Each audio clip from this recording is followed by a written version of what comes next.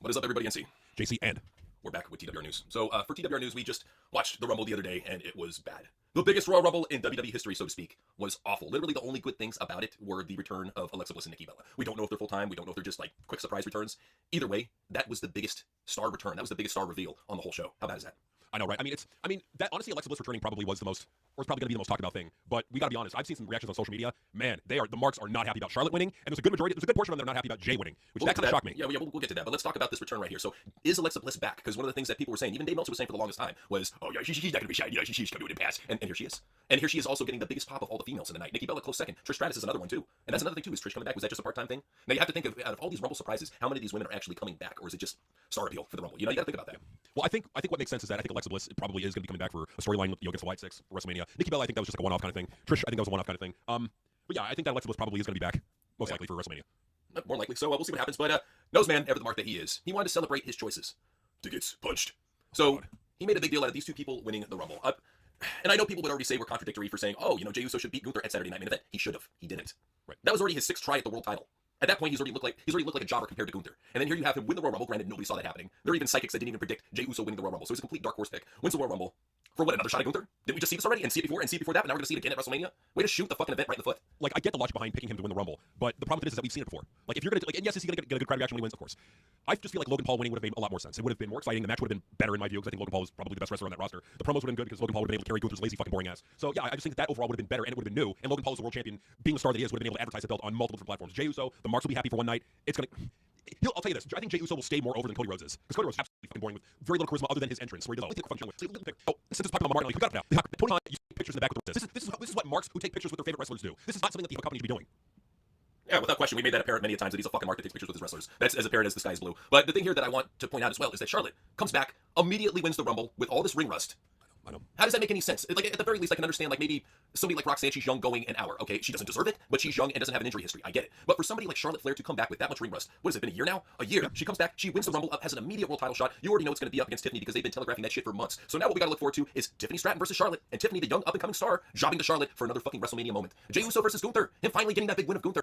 Way too fucking late, at a point that nobody fucking cares. Will he carry the title better than Gunther? No doubt about it. The guy can sell merch. But the thing about Triple H is he does this all the time. If the fans are truly behind somebody that's not a work rate machine, he doesn't like that. He will shove them down the fucking mid-card until it's to the point where he can't anymore and he has to let them rise. With Jey Uso, as much as people say he's a jobber, as much as people can't stand him being in that role, him being the winner of the Rumble, you can't deny the fact that the guy does get pops, he does sell merch. Is he your favorite? No, he's not your favorite. You can't deny a guy like that pushed in the main event. So it's like, I don't agree with him being winner. I believe with you 100%. I would have been perfect heel contender for Gunther. And you can play Gunther as a fixing into that because here Logan Paul is coming at what, a 9, very no, number 3, yeah, really late Rumble. That already makes him a fucking spoon-fed heel asshole. And they're already gonna hate him for that shit. He wins the Rumble, the nuclear heat would be immense for that guy. He's young. You need to build a future around young people, not these just beat up old NXT black and gold jobbers, and that's the problem. Yeah, no, I completely agree. Like, it's so bad that honestly, I feel like Lyra Valkyria winning the Rumble would have made more sense. Yes, she's not a star, but there's at least some history there with, Becky took the title off you and I took the title off Becky, but this time I'm going to take it off you directly. Something like that, Lyra, building her up, she's young. They Charlotte Flair 38 she looks like shit. She body fucking world. The reactions that I've seen on social, Charlotte, wow. And what they're saying about Triple H now, that you're seeing people who would normally defend are now shitting all over him. They're seeing what we're seeing now. What we've been saying for years. Literally, we've been saying this for years. We literally have a series called Triple H. I don't want to do that to the guy, but you can see the anger. You can see the anger. You know she does. No doubt about that. Yeah, but there's a crazy Drew McIntyre rumor that came out of the Rumble. We have no idea if this is true or not. Some people have nerd. JD, I'll give him credit for waking up to Tony Khan being a shitty booker and starting to realize that storyline.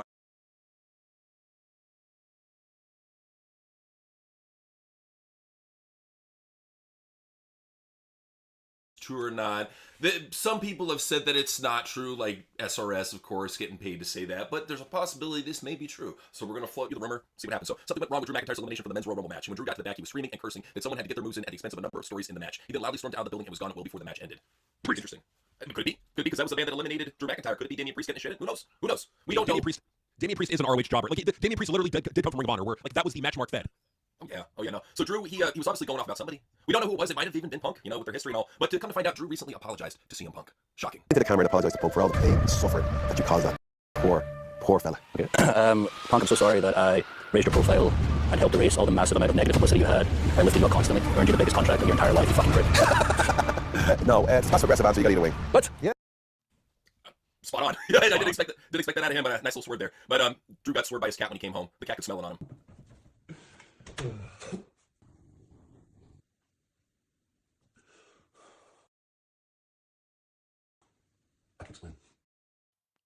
Let's hear it, Drew. Was it JD? Let's hear it. What was it? The scene cat, you know, it knows what's up. It knows what's up. And we heard it earlier, and it's confirmed by her appearance in the Rumble. Jordan Grace has signed a multi-year contract with WWE, most likely for the main roster. Right. I mean, if you're signing a multi-year contract with WWE, probably isn't for NXT, probably for the main roster. Which, hey, I mean, look, I don't watch the main roster. I don't want to watch the main roster product anyway, so perfect. You know what? At this point, they're just making TNA easier to watch, so I'm all for it in that aspect. That's a good thing. But Royal Rumble, it was really trying to reach out and make the most fan-friendly experience that it possibly could. We have plenty of fan costume contests that we're going to show you on wrestling fans being idiots, but they really wanted to make it interactive, so they had a Royal Rumble make your own sign stand. Can I make my fuck nose man sign and bring it in? Will that be allowed on TV? It's like God willing, yeah, God willing, you know. You already know that they confiscated like half the signs that people were making, so what's the fucking point? So, but yeah, they took Indianapolis by storm. I don't know how they got this going, but apparently the Jobbers White Six got their own street. I mean, it's basically a crack alley, but it's a street. You know, they got something. You know, but hey, if White Six got their own street, you know that Jay had to get his own street. So welcome to Yeet Street. So stupid. Oh my God. I mean, like, the marketing campaigns that WWE will go to now, ridiculous. Absolutely. So, LA Knight, he was out in the town. You know, people were having a good time over in Indianapolis, and he decided to show off one of his talents.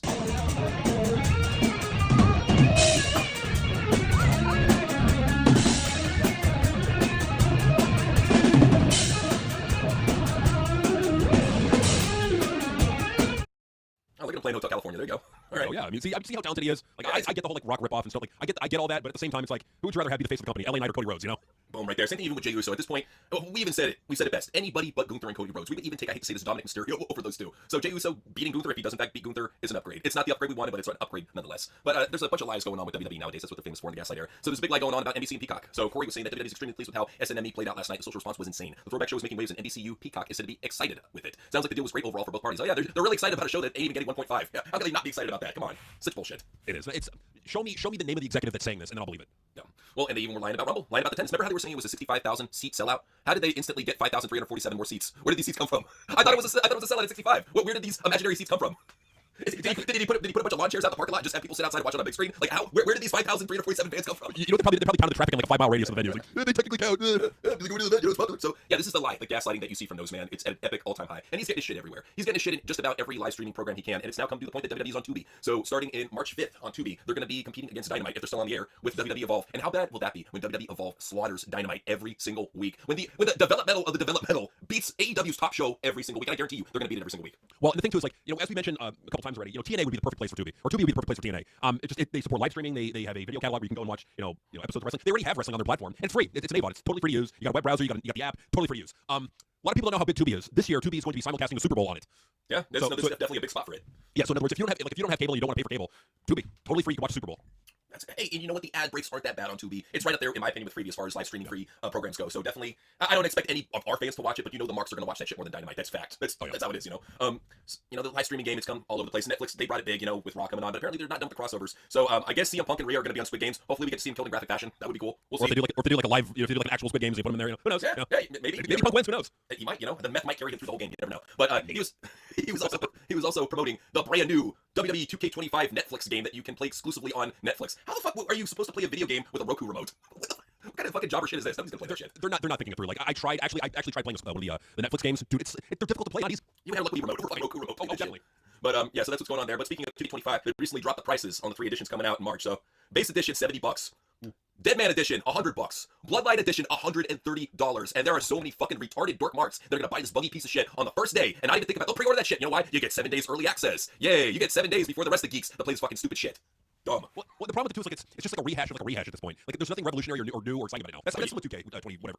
You didn't hear that they're bringing in intergender matches? You get awesome intergender matches and you get my GM mode back, I think. Wait, for real? I guess the big thing going on is that they're promoting intergender matches for this, yes.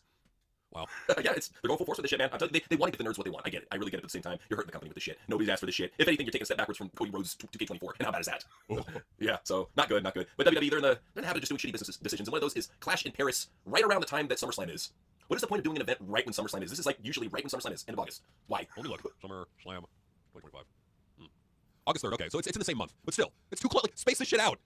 Like, it's literally the same month. Well, just have an event a month. You don't need 2 or 3. That's when it gets to the point that it's overkill, and you're gonna fucking just really cause the fans to tune out, especially overseas. That's what I noticed with these international shows. The more that they just pop them out there, the less that people go. This is not a good strategy at all. But, no, it's not. And the last Clash of the Castle actually had a bit. They underperformed their attendance a little bit. Yeah, they did really. But speaking of bad decisions, Janelle made a bad one, and she decided to add Brock to the amended lawsuit against Vince McMahon, John Laurinaitis, and WWE. So another new detail added to the lawsuit claims Lesnar demanded Grant send him a video of her while she was urinating. It was shortly after that the claim made in the initial lawsuit allegedly took place that being Lesnar was scheduled to fly out for a sexual encounter with. My whole question is, did he do it? No.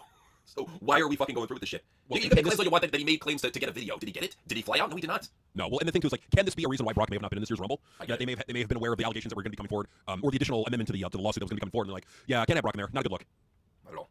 But something that's not a good look is Stephanie McMahon having a bloodline yacht gangbang. And notice there is no ring on her hand, and there is no Triple H. Very interesting. No ring, no Triple H. Like we do these skits for fun, right? We do them for fun, but my God, it's like how much like they're supposed to. Up with Roman Reigns, it looks like the intro for a porn. You already know what's gonna happen. God, it does. You know, just saying. And she's in show business. That's what she's doing now. All sorts of show business. She even got a new show on ESPN. So she's got a new show called Stephanie's Places, where she shows all the places that she cut Triple H out at. So I guess it's something. It's something. I speak for like 100% of like all wrestling fans when I say, who gives a shit? Who's gonna watch this?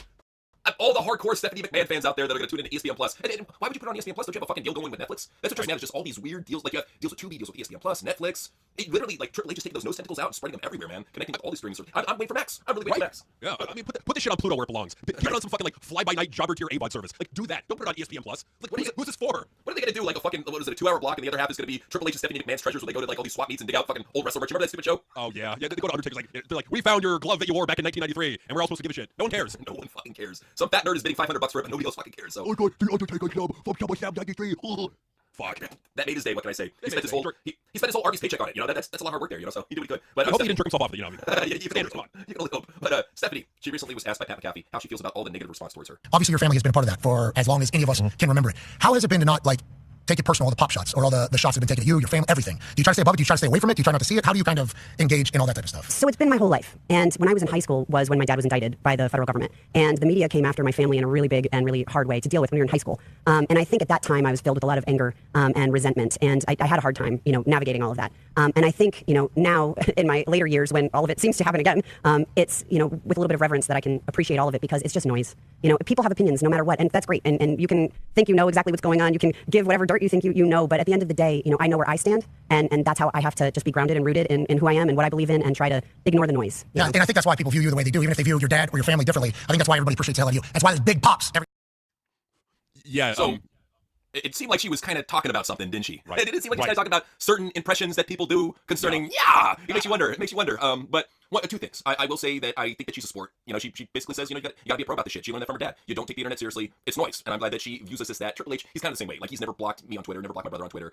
Never done any of that shit. Shawn Michaels has, of course, because he's a bitch. But yeah, no, Triple H and Steph, they take the shit. They take it. They let it roll off their back. And two, Steph obviously saw that we were talking about her Garrison tits and got an improvement. So good for her. Good for her. She went and said, you know what? Let me get a good looking pair this time, and gotta say, look a lot better.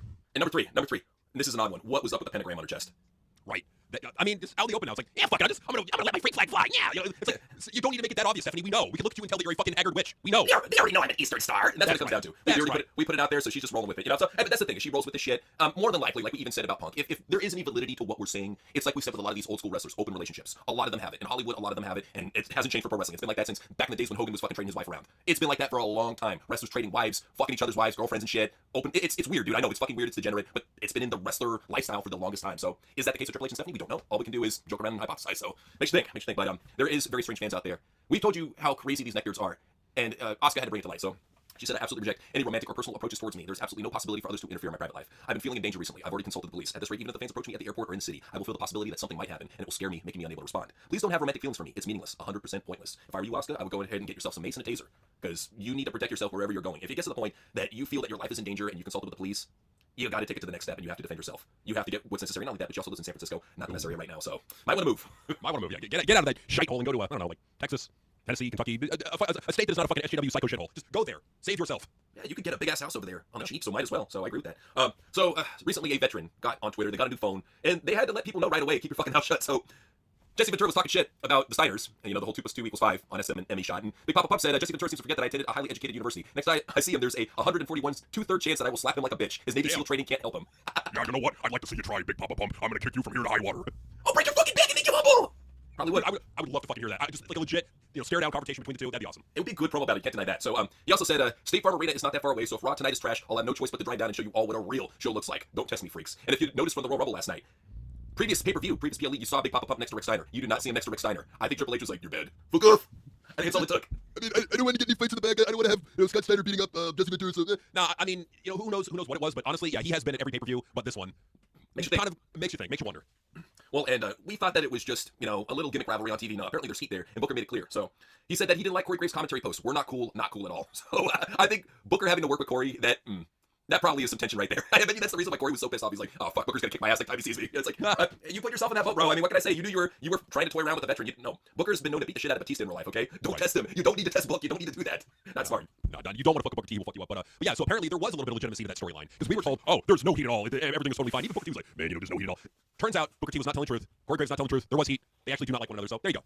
Well, and that's the thing too, is that there's heat in most companies. There's so much animosity on AEW right now for all the backstage hijinks that are going on. The same is the case for WWE. It's just they keep a tighter lid on it and they do a better job of controlling it. I think they've always been very professional. That's one of Triple H's, I guess, high spots is he keeps the roster happy and he really keeps a tight lid, even with the media on any of the shit breaking out. Even if it does break out, they quickly squash it, like with the Drew McIntyre rumor. So yeah, SRS saying, oh no, actually it was blown way out of proportion. It's like, that's what you're paid to say, bro. It's like we get it. But somebody's getting paid to say some good things, and that is Biggie. He is going to be doing voiceover work for the new Spider-Man cartoon. So good for him, man. I'm glad to see that he's getting down to voiceover work. It's obviously working for Alexa Bliss, so hopefully it works for him.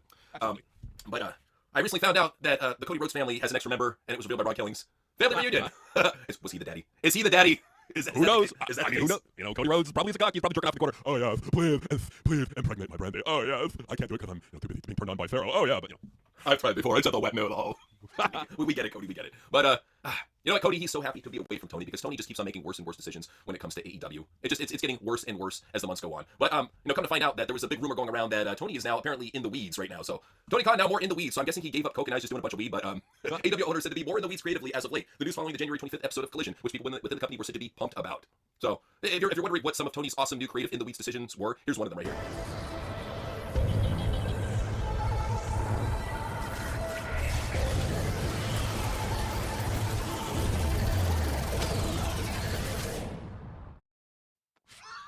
What's he got fucking superpowers? What is this shit?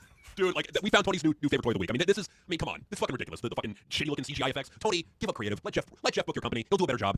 And you know that he's probably going to have that dude like shoot fireballs at people on Dynamite. They'll just show some shitty 3D CGI graphic. It's like, no, you don't need to embarrass your company anymore. Just give up that gimmick right now while you're at it. But AEW is good at telling people to give up shit, as they made the Costco guys delete the tweet. So AJ showed up with Big Justice on a video that they did, and they were opening up a box of baseball cards, and AJ had the WWE title hanging over his shoulder. No, that's not the best of looks, you know, considering that one of your top guys, draws for that matter, is basically letting it known I'd rather be with WWE than AEW. Not a good look. Not a good look. No, I mean, if you're with AEW, you have to know that there's a little bit of a beef going on between WWE and AEW. Why the fuck would you wear a WWE title around in a fucking picture that you're taking while you're with AEW? What are you thinking? Why are you doing this?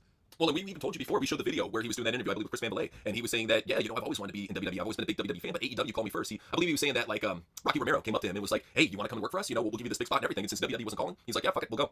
So that's what it pretty much came down to. Was like, yeah, you know, we want to go out with the hot girl, but we'll go with the ugly girl for the prom. You know, it came to that. So yeah, he did what he could. You know, and honestly, like when he was on TV, he was one of the more entertaining segments of the show. So you know, credit to him. Yeah, fair point. So things are so bad for AEW now that Ticketmaster's malfunctioning. So when you go to buy tickets for their shows, you get server errors. So you can't even buy their tickets online now. Oh my god! Like, wow. Okay. Like, I know that we've said for a while now that like AEW is losing, they're hemorrhaging their fans to the competition. This pretty much fucking proves it in my view. Like, how do you not have like other sites set up? How do you not have like this fixed already? Do they just not care? They probably don't. They probably don't give a shit. They probably got like over 1,000 customer complaints and like, fuck it, we'll just refund you tickets, maybe not. Who cares? Yeah, they don't give a shit about their fans. It's obvious. And they don't give a shit about the wrestlers either. That's why they're looking to get out. So Saraya is already eyeing WWE. Already wants to come back. Her contract is up this year. So yeah, she's like, you know what? I want to go where the money is. I want to go where the popularity is. She's not overly beat up. She still has a little bit of name value. I think that's a smart role for her. I think another good role for her would be TNA because they need more top draw stars if they're looking to grow their company and really expand into bigger venues and get more ratings. You need people you need stars on that show. So I think she could benefit TNA. Yeah, she could. She could benefit TNA. I mean, but even in a WWE aspect, at least she's a name. People know who the hell she is. Unlike most of these fucking NXT jobbers like Dakota Kai, Candice LeRae, nobody gives a shit. You have Paige come back at the very least. People are like, oh, it's Clown Horde. You know, they'll be happy. You know, so it's something. I hear you. I agree with that. Yeah, but somebody else is on their way out as well. Canellis had her last day with AEW. She says Mike still works there. We have kids. So in other words, is she trying to say don't harass Mike over the shit? Right. What's the point? It's like nobody gives a shit. It's AEW. No, everybody's leaving. Well, everybody's leaving. And honestly, I don't blame them. Like for her, like I don't know if WWE would be a place for her. I think she's pretty good on commentary. I'll give her that. Like she was with what's it called? It was on what's the name of it? The Cruise 205 Live. She did a pretty good job there. But no, I think TNA would be an option. Dude, the door's open. Bunny and Marie again. Bring it back. Honestly, bring it back. Honestly, 2016 TNA is severely underrated. If you haven't seen it, go look it up on Dailymotion. You can see the episodes. There was storytelling, shit happening outside the ring. They had cool characters, badass segments going on. The commentary team was better. They had what's his name, Borash on commentary, which did a pretty good job. Also did it was good too. No, it was good. So like the Miracle, which she was a part of, I feel like was one of the better parts of the show. Like her and Mike were both good talkers. Both were like those arrogant heels. Go back to TNA. Fuck it. Don't do the fucking like honor no more bullshit they did with Scott D'Amore and his brain dead. Oh, so dumb. No, do the Miracle. Do the Miracle. When Mike gets out, do the Miracle. I agree. That's the best thing for them to do. It really serves her best. So that's the thing with AEW though. They have all their weight behind a couple females and they don't give a shit about any of the rest. And such is the case with Aubrey Edwards, who now has her own I Said Two t-shirt. Who doesn't want this cheap AI shit on a fucking regular white screen Hanes t-shirt that they probably got for $4? I bet you anything is 25 bucks on the AEW shop zone. But probably. I mean, even the neckbeards are like hard pass. No thanks. Who wants that? Who's gonna wear that shit? Like I don't get like unless you're trying to troll her at a live event. But even then, why would you spend that much to troll her? Make your own fucking shirt. It would be better anyways. Yeah, just right on there with the fucking Sharpie. It'd probably look more attractive than her, So yeah, fair point. So there are a lot of injuries going on lately, which brings us back to Breaking Bone news. A lot of bones being broken. A lot of bad injuries. So the first is JD McDonough. So this guy got fucked up broken ribs, punctured lung during Raw, and I honestly I think they're not reporting on a concussion because if you saw the clip, he was I believe fighting Ivar, and he got bounced off the top rope, and you saw the back of his head smack hard on that table. So I'm thinking that he has a concussion on top of broken ribs and a punctured lung. I feel bad for the guy. He is probably like crying in pain, cannot get any sleep, probably living off of morphine. That's those are some painful fucking injuries right there. No, I feel bad for the guy, but at the same time, it's like this is what you get when you're reckless in the ring. Shit can go wrong, and it can go wrong really fucking badly. Look at Darren Drozdov. I mean, I bet he was thinking, oh, just go take it. It's not gonna be a problem. After that, he was fucking paralyzed from the neck down. Like, this shit can go wrong big time, which is why you need to take safety seriously. And when you get overly zealous and you do crazy shit like that, shit can go wrong, and shit went wrong. So, I hate to say it, but he kind of gets what he gets in this. Like, be safe in the ring. Don't be a mark. Oh yeah, and they even said when he went to the back, he walked to the back and fell to the floor. So pretty much collapsed, and they had to rush him to the hospital right on the spot. So that tells me that he for sure had a concussion. He probably passed out, probably was thrown out the whole fucking time. This is really bad when this shit happens on your biggest show. One of your wasn't he a tag team champion? Former tag team champion. This shit happens to him. That's not good. But he's not the only one. We got a lot more. Apparently, the reason why we haven't seen Wyatt Six on TV is because of an injury related issue. We don't know who's injured, how many of them are injured, what's going on. But that's the current rumor going around about why you haven't seen Wyatt Six anywhere. I think it's just bad creative, but it could be a mix of both. Who knows? Well, it's like, there's like 5 people in that group. They can't be like on TV cutting promos or doing those vignettes they were doing very early on. They can't be doing that just to like buy time and like keep their name like relevant to the wrestling audience. No, to me, honestly, this is bad creative. Yeah, it's really bad creative. You're absolutely right with that too. Especially they have a guy like Bo Dallas who's a competent mic worker, not the best but competent. You could have him at the very least, even if he's the one who's injured, carry promos for the rest of them. He doesn't need to be. They don't need to be leaving him off the TV. You're absolutely right about that. So it's fucked up. Those video segments, like they were the most talked about things with the White Six. Just do them again. Like if one of them is, I'm pretty sure not all 5 of them are injured. There's probably like one of them that can still do those. Do that. To me, this is just bad creative. It's just they're not a priority. I'm more focused on the Royal Rumble and WrestleMania than them. Yeah. Okay, so it was Derek Loomis. Dexter Loomis. Okay, that's fine, whatever. But at the same time, like we said before, yeah, Bo Dallas, he's healthy. Why can't he cut promos for the rest of them? Why can't they wrestle by themselves? You're down 1, you still have 4 or 5. What is it? Like, is it 6? Oh yeah, you still have 5 wrestlers to go. What's the big deal? Why even wrestle? Just like tell me who the fuck they are. Like really delve into that. Like that's weeks of storytelling right there. One week you do a little bit of it. Next week you do a little bit more. And that way you're constantly keeping them fresh, or you're constantly keeping them in the spotlight. You're constantly keeping them in the spotlight for the fans. That's good creative. Bad creative is just we'll keep you off TV because one of them is injured. We got nothing for you. We're more focused on the Royal Rumble and WrestleMania. That's fucking bullshit. That's just bad creative. Well, at the very least, and the marks. I'm sorry. And the marks aren't gonna call them out. Aren't gonna say anything about Triple H. I will say that I'm seeing more people shitting on Triple H is creative. Good. Well, you can't tell me that with the depth that you have for your roster, you couldn't have one member of the Wyatt Six represent their stable in the Rumble. At the very least, they had Cross in there. That's cool. But at the same time, you're telling me they couldn't at the very least have like Eric Rowan, Uncle Howdy, somebody of that nature in the Rumble. It's not gonna hurt their fucking star power. They get thrown off the top rope. They're not getting pinned or submitted. So it's like I don't know. I feel like missed opportunity. If anything, it shows you they had no faith in these characters at all, and will more likely fire them in a year. So probably. I hate to say it, but somebody who should be fired real soon is Dakota Kai. So Dakota Kai again has been pulled off the road. So while the issue is not 100% confirmed, Kai was said to be hurt during the tag team match with Io Sky. Anybody who saw that bump, yeah, she got concussed. Like Zoe Stark, that unprofessional asshole, did a full-on drop kick. Like, no safeguard whatsoever. Granted, Dakota should have maybe covered up a little bit more, but she pinpointed that shit right for the fucking head. You gotta hit him in the chest, you dumb bitch. If you're doing a top rope drop kick, you hit him in the fucking chest or the shoulder. You don't hit him in the face. Well, why am I telling a pro wrestler this? Right. We've been told that Zoe Stark is this amazing wrestler. Well, she apparently can't work safe, so she's not an amazing wrestler. A part of being a good wrestler is being able to do what you do and be safe in the ring at the same time. People would shit on John Cena for years about, oh, he's so sloppy and uncoordinated. Well, the motherfucker didn't injure people. Exactly. And that's the thing about Zoe. She injures not only other people, but herself. You can't get behind somebody like that. She's awful on the mic. She's a very botchy, dangerous wrestler. She has nothing that stands out about her. She's not physically attractive. She blends in with everybody else. It's not like she has a strength or speed or agility advantage over everybody else. There's women that are better than her in every single category. So why is she pushed so heavily? NXT Black and Gold darling, Triple H, like most wrestlers, look at wrestling from a wrestler's perspective, where it's like, they care more about the match in the ring and the crowd reaction than the actual storytelling that's going on. Like to them, that's on the back burner compared to what's really important. What's really important is the match in the ring. And in his view, he thought that Zoe Stark was good in the ring and she was very athletic. Well, that ended up with 2 fucking knee braces. That's how that ended up. She's just an uglier Tegan Knox in a lot of ways. Like, what's the difference? What really is the difference between the two? They're both New Zealand Kiwis. They're both boring indie chicks. At least one's kind of pretty. I'll give Tegan Knox this. She's not injuring people. Yeah, she injured herself, but not others. Fair point. That's a good distinction there. And this is a real one. If this is true, this is bad. So 016 just announced he will compete in the chamber match. That's cool. And then he said on the post show that Cody is injured and will address it on Friday. Not good. Not good. If your fucking world champion is injured, what the hell? What the hell? I just come out here to announce that I torn my ACL. And I have to relinquish the world champion. Hey, JC, I'll be right back, man. Just give me 1 second. Go ahead and rant about this. I'll be right back. No, I got you. Yeah. So with Cody announcing he's injured, what is the severity of the injury? Because I will say that Cody did look a little bit fucked up in that Rumble. So yeah, this does not surprise me at all that he's injured. If he's going to be missing time, this is going to be really rough in that storyline. Either way, I think that John Cena is going to get in the Elimination Chamber, be in Mania, and then probably win that title at Mania. I think that's where this is all going since The Rock can't be there. But yeah. Honestly, this could be a blessing in disguise if Cody Rhodes is not going to be in Mania. I'm so sick and fucking tired of Cody Rhodes. If he doesn't have to be there, good fucking riddance. And that's the thing too, is we don't know how deep the injury is. It could be something where he's severely hurt, or maybe he's just kind of hurt, and as long as he takes some time off, he'll be ready for for Mania. We don't know, but we're gonna find it out on SmackDown how deep this is. What I personally feel is I feel this may be the perfect setup for what Triple H has wanted all along: a WrestleMania World Title tournament, a one-night tournament to crown a WrestleMania World Champion, the undisputed champion. That is gonna be his fucking Mortal Kombat swan song. The tournament, and no tournament's the best of the best. And dude, that shit right there will have the fucking fans jerking off, especially if Punk wins this shit and then gets injured. It's like, oh god, it's like, yeah, I'm so sad to announce it. I'm gonna have to relinquish the title. He does it like on the Raw after Mania. Another tournament. Hey, Triple H gets his tournaments. He gets tournaments and more tournaments and more tournaments because he loves tournaments. It's always got to be a fucking tournament. So yeah, I can see that being the case if that is indeed true. But another guy got hurt. You may not have heard this guy, but he's a talented dude. My brother and I have seen him in TNA. Jake Sullivan. So he's gonna have to go away for a while. He's been spending some time away on sidelines due to an injury, unexpected, undisclosed, but it's apparently serious enough where he's been away already for a couple months now, and he's saying he's gonna be away for a while. What I'm gonna guess is a torn ACL. Seems to be the case because he already had a fucked up knee, a fucked up leg. I'm guessing that's what it is. Well, I mean, yeah, probably because he does have that the padding on his knee, so it could be just a fucked up knee or a torn ACL. I mean, if he's gonna have to be away for a while, it's probably a torn ACL.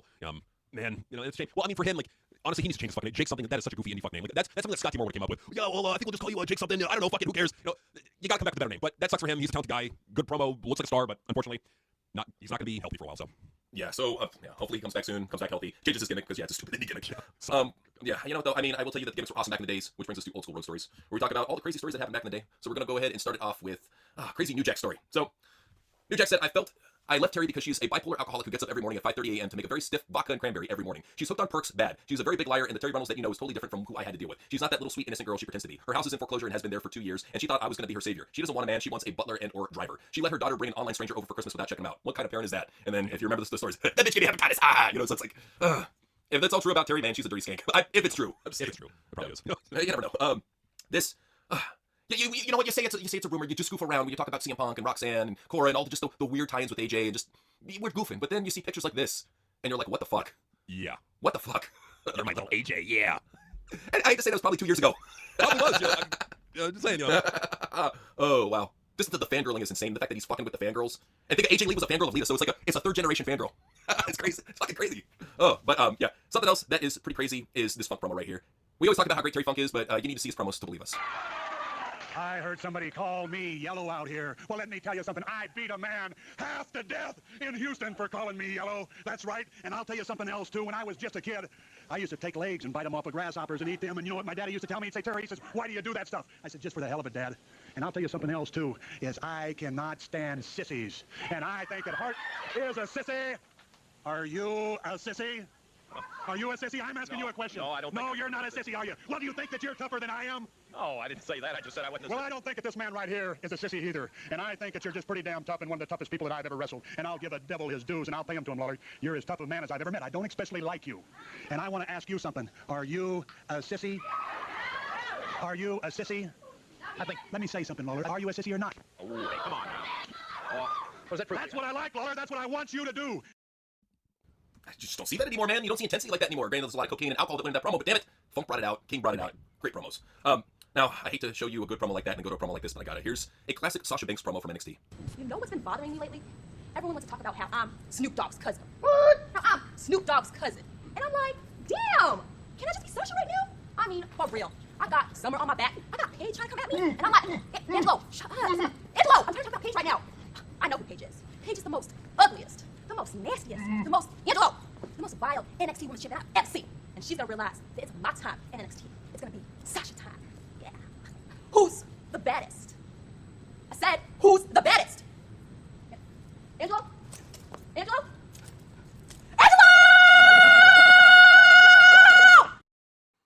Yeesh. When you saw that promo, you knew she was bound to be a star. Oh yeah, that's that right there. The fucking Nickelodeon acting, man, right there. You knew. She's gonna break the bank. Thanks, Triple H. Appreciate it. Thanks, Tony.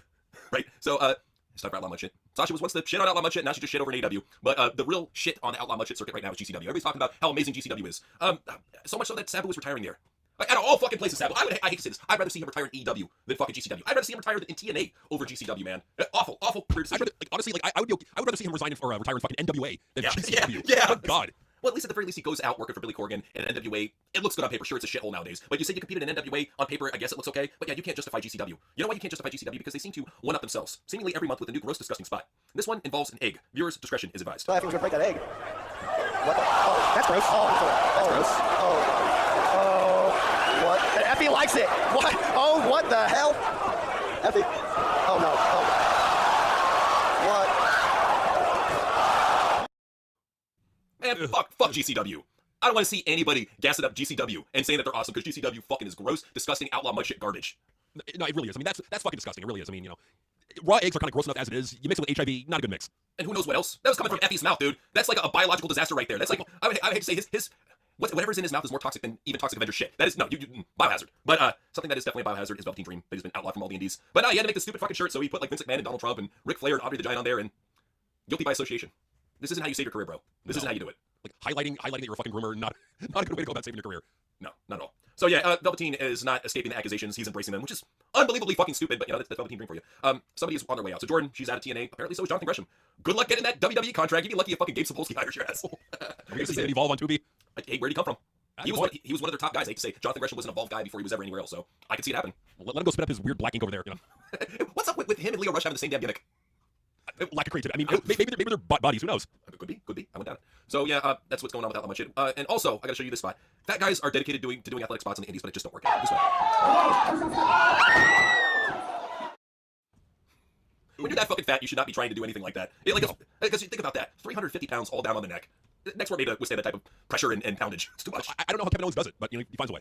He's Canadian, built tough, I guess. You know. It's time for Modern Wrestlers on Mark. So we started off with one of the women dancing right there, the dog face gremlin herself, Mercedes Moné, and she was recently saying some really stupid Marky shit. She said, "Aye. Another one who wants to jump on the hashtag Modi train next. Hashtag AEW Dynamite." How sad is that? The former Sasha Banks, former world champion, worked WrestleMania, can only get 4.1k likes. Like, dude, there's 85,000 views on that tweet. There's internet dorks, like fan accounts, non-verified, that get more fucking views than that shit. I know. Like, and this is a global platform. This is not in the United States. This is globally. Only 85,000 people in the world said, I'll check it out.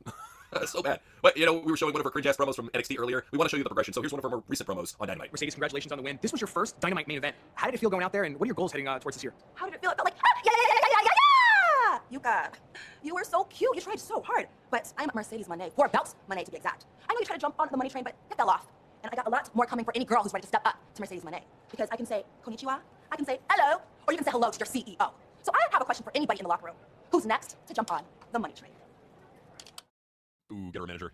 I want to know which fucking idiot backstage and creative is suggesting to Mercedes Moné and to Ricochet to just make loud, annoying animal sounds as your new catchphrase. Who the fuck is suggesting this shit? Maybe Tony is. Who knows? It's like, okay, Mercedes, I was thinking the other day, don't be afraid to go, I mean, no catchphrase, we put on t-shirts, we fucking amazing, hey, Ricochet, you need to go out there, Kevin, go, aha, look over, we can put on t-shirts, Like, no, I'm sorry, Tony. It's not working. You do good. Get over.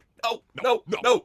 But the Mark train is all around AEW. Dustin Rhodes is the conductor of it. So Ricky Morton said, if AEW were to have a Hall of Fame, would you be in your inductee list? Let's say select 6 to 8. So Lucy listed a bunch of guys, and then Sting for whatever reason, for 2 reasons, and Dustin Rhodes said, question mark, why not me? Why do you care about some fucking rando fan including you on the list?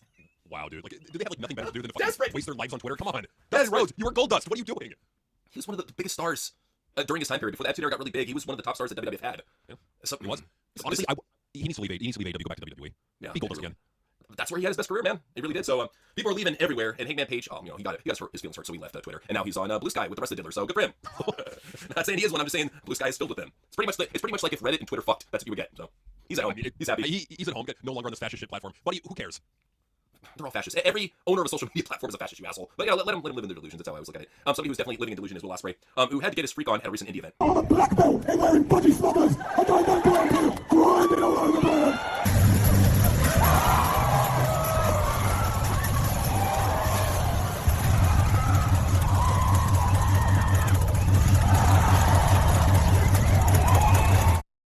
Oh my god. What is up with that fucking anime pop singer dance that he was doing? So gay. Oh, Will. What a guy. He is what he is. What can I say? So now it is time for a Mega Mark. You know him well. CM Punk. Guess the caption. I'm gonna guess the caption was, yeah. You want to know a real funny joke? Yeah.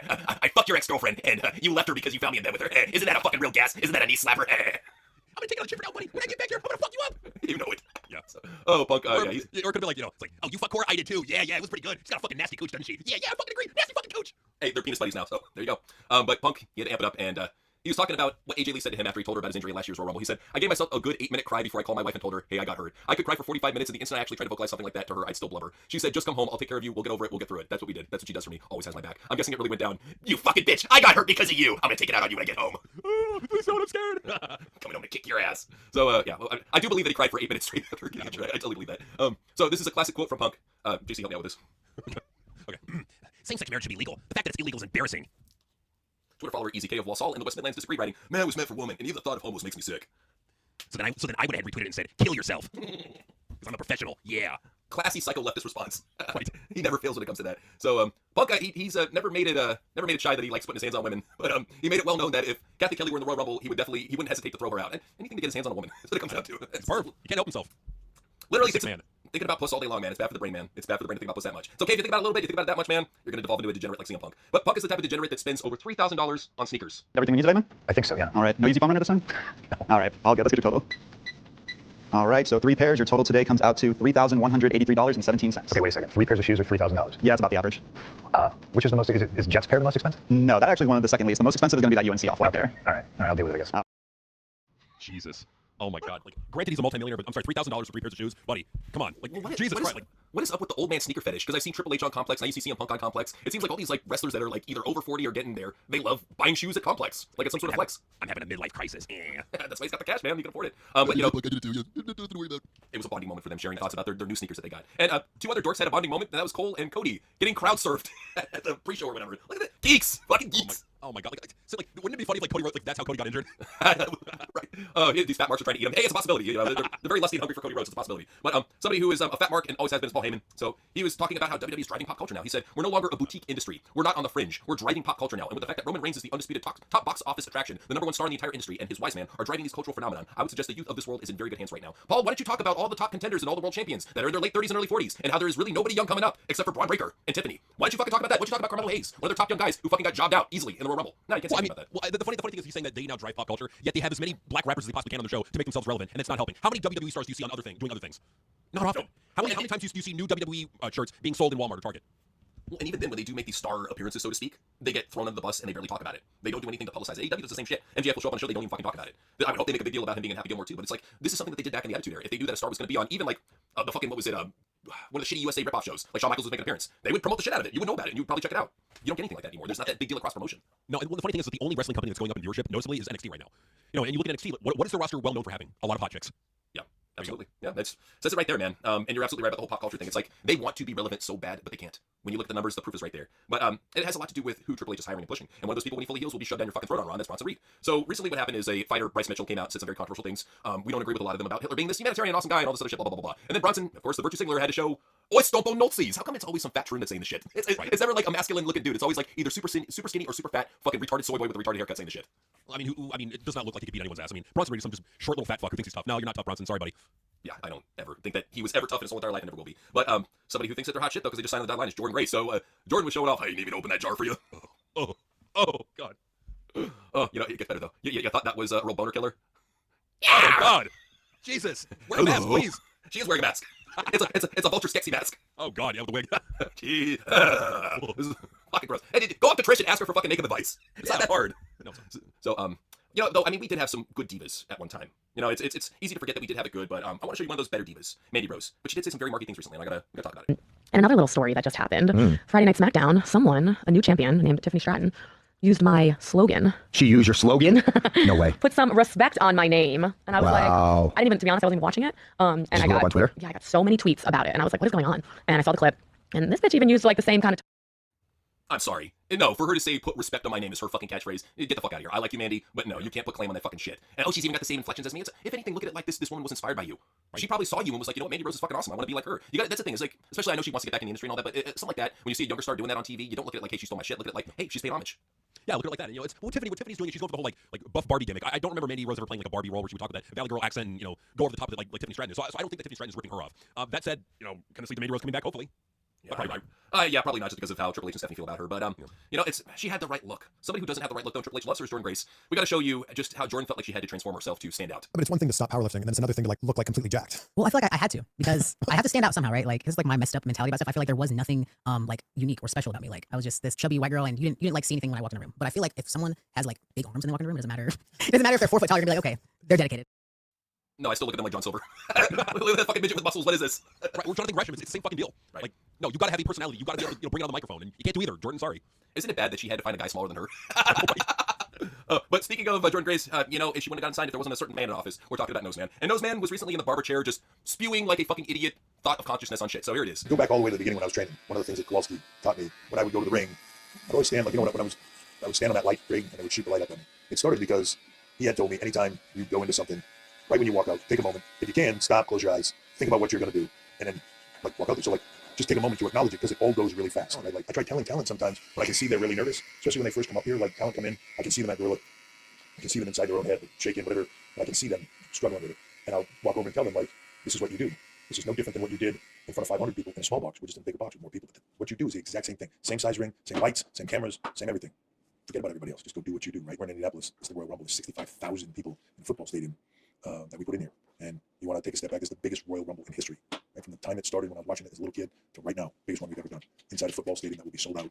You got to take a step back, take a minute, and acknowledge what you're doing and how cool it is. And then put that away and go do your job. Many thoughts about this. First off, what the fuck was the barber shaving? Right, there's nothing there. It's a show. It's like a fucking little type builder set. What the fuck is that for? It reminded me of when Elmer Fudd was getting his hair done by Bugs Bunny, and they had the opera music playing in the background. It's like, dude, there's no hair to cut. What do you get your hair? Literally, you can do that by yourself in a fucking mirror with a shaver. It's not a big deal. But no, he's hit with this Fisher Price barber set. I mean, come on, who are we fooling here? I don't know. Triple H, as you can see, even there, grandiose lies. So here he was saying 65,000 sold out.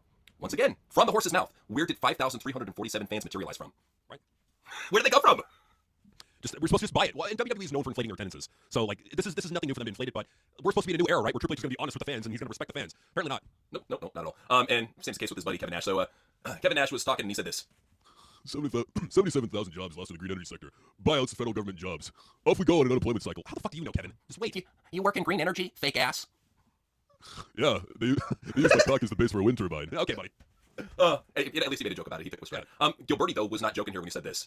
The ratings don't matter on a weekly basis. Right now is a raw number. The companies are tied in a 3 to 5 year fixed income deals. What matters is whether or not your televised product is drawing enough fans to generate revenue through live event attendance and purchase. First off, Glenn, okay, let's look at Fox. I quote tweeted. I gotta tell you what I quote tweeted real quick. I quote tweeted this fucker, and I said, dude, Netflix is known to kick shows off that underperform. Don't be expected if Max does it too. Right. Well, we gotta look at, like, so 3 to 5 years. Okay, you're fixing this deal, and they're just gonna opt out after 5 years. Okay. Here's the problem with this. Fox had a similar deal where they were locked in for 5 years with WWE from 2019 to 2024. Right. Okay. Did they get renewed? No. Why? The ratings were too low. It wasn't worth it financially. An executive from Fox literally said it wasn't worth it financially for us to renew them at that current deal. There's a reason why Fox Broadcast let them go. There's a reason why. Now for Netflix, what have we seen? And we're gonna talk about it later on when we do the ratings rundown. But we've seen that first week, 5.9 million global. And again, that global number is a global number. It's not just USA. It's the entire world. Okay, that's number one. Number two, that's the number of people that tuned in that week to watch, not just that day. Okay.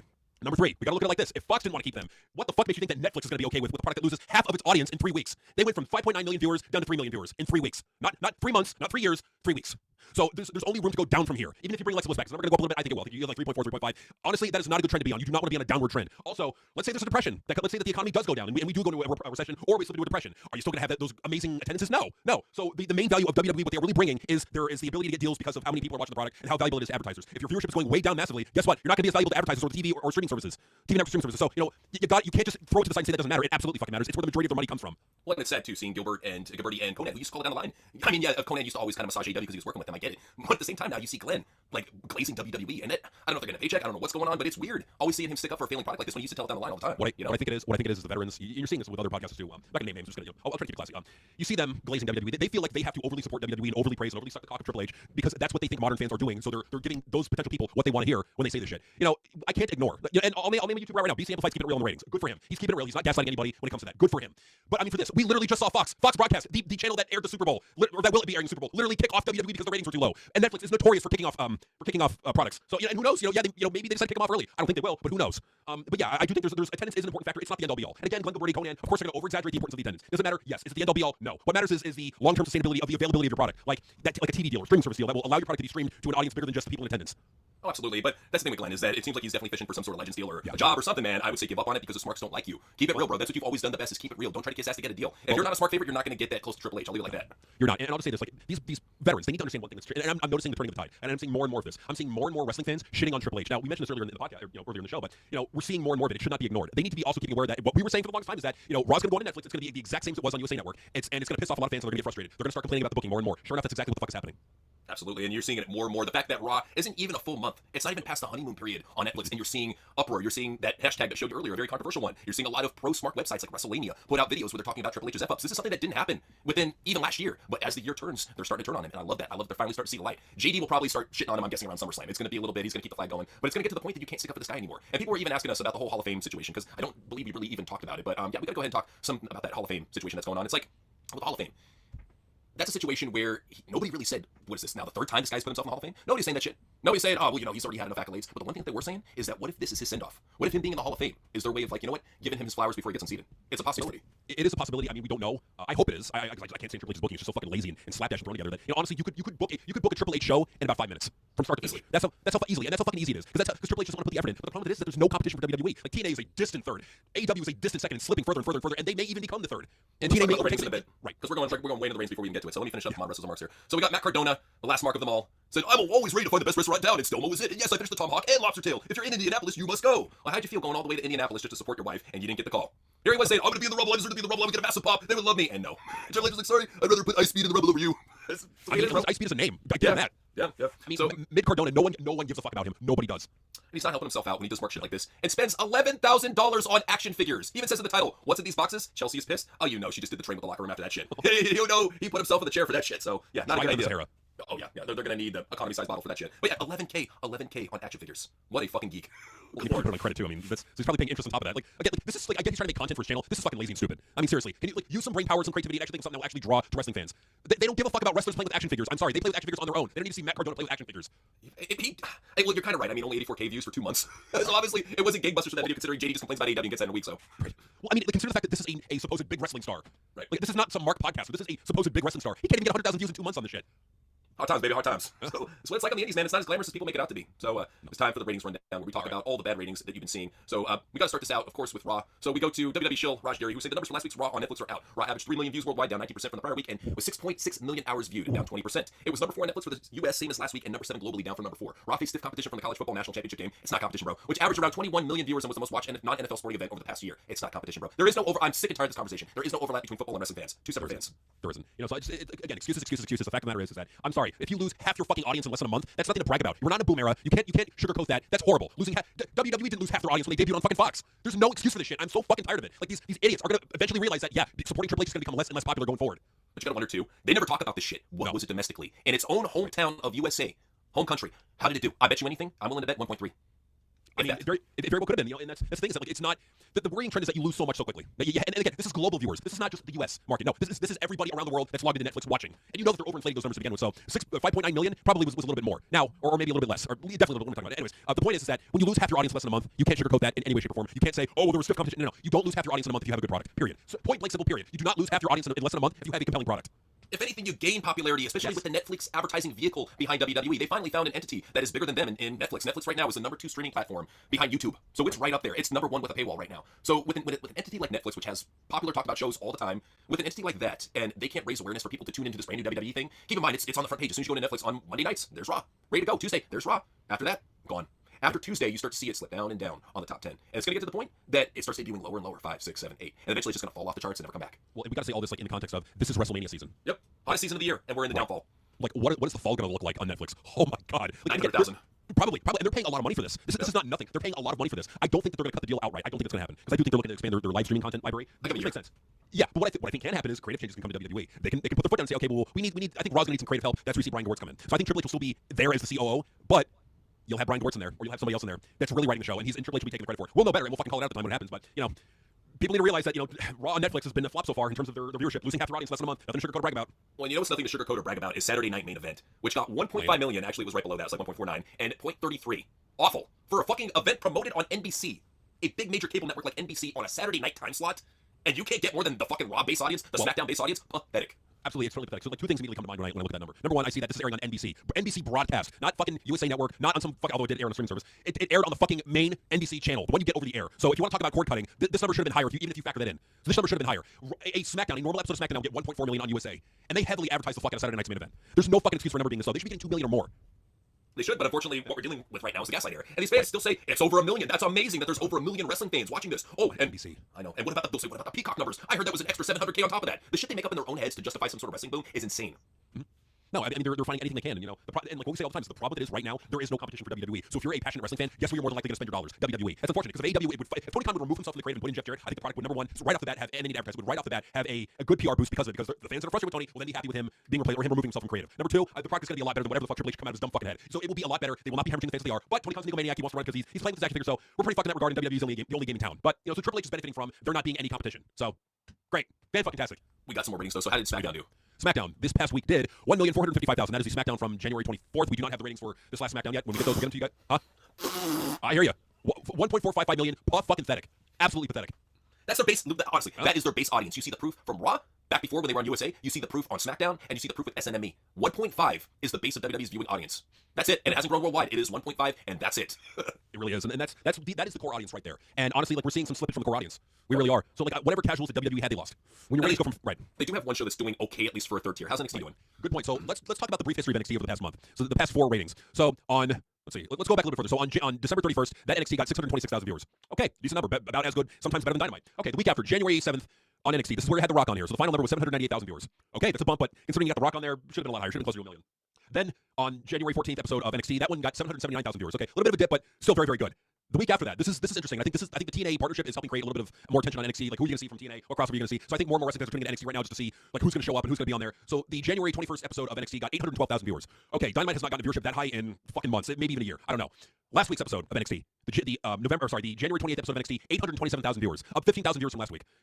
The trend is noticeable. I'll just say that. They're doing good. Yeah, I can't hate on them. That's the thing too. And even TNA is doing stuff with crossover. Like recently they had Fraxium go over and defend the titles against the Rascals. Now they're having Fraxium go over and defend the titles against the Ziggler brothers. So I mean, really when I think about it right now, no, it's something. But really when I think about it, when I really look at this now, granted they're all catering for the marks. They're the ones most likely going to be attending the shows and watching the product. But when I look at the companies right now, and I see Triple H who he's catering to, Shawn Michaels who he's catering to, and I see TNA who they cater to, they try to yes they do right for themselves, but they try to right for the marks and attendance and their mark fan base.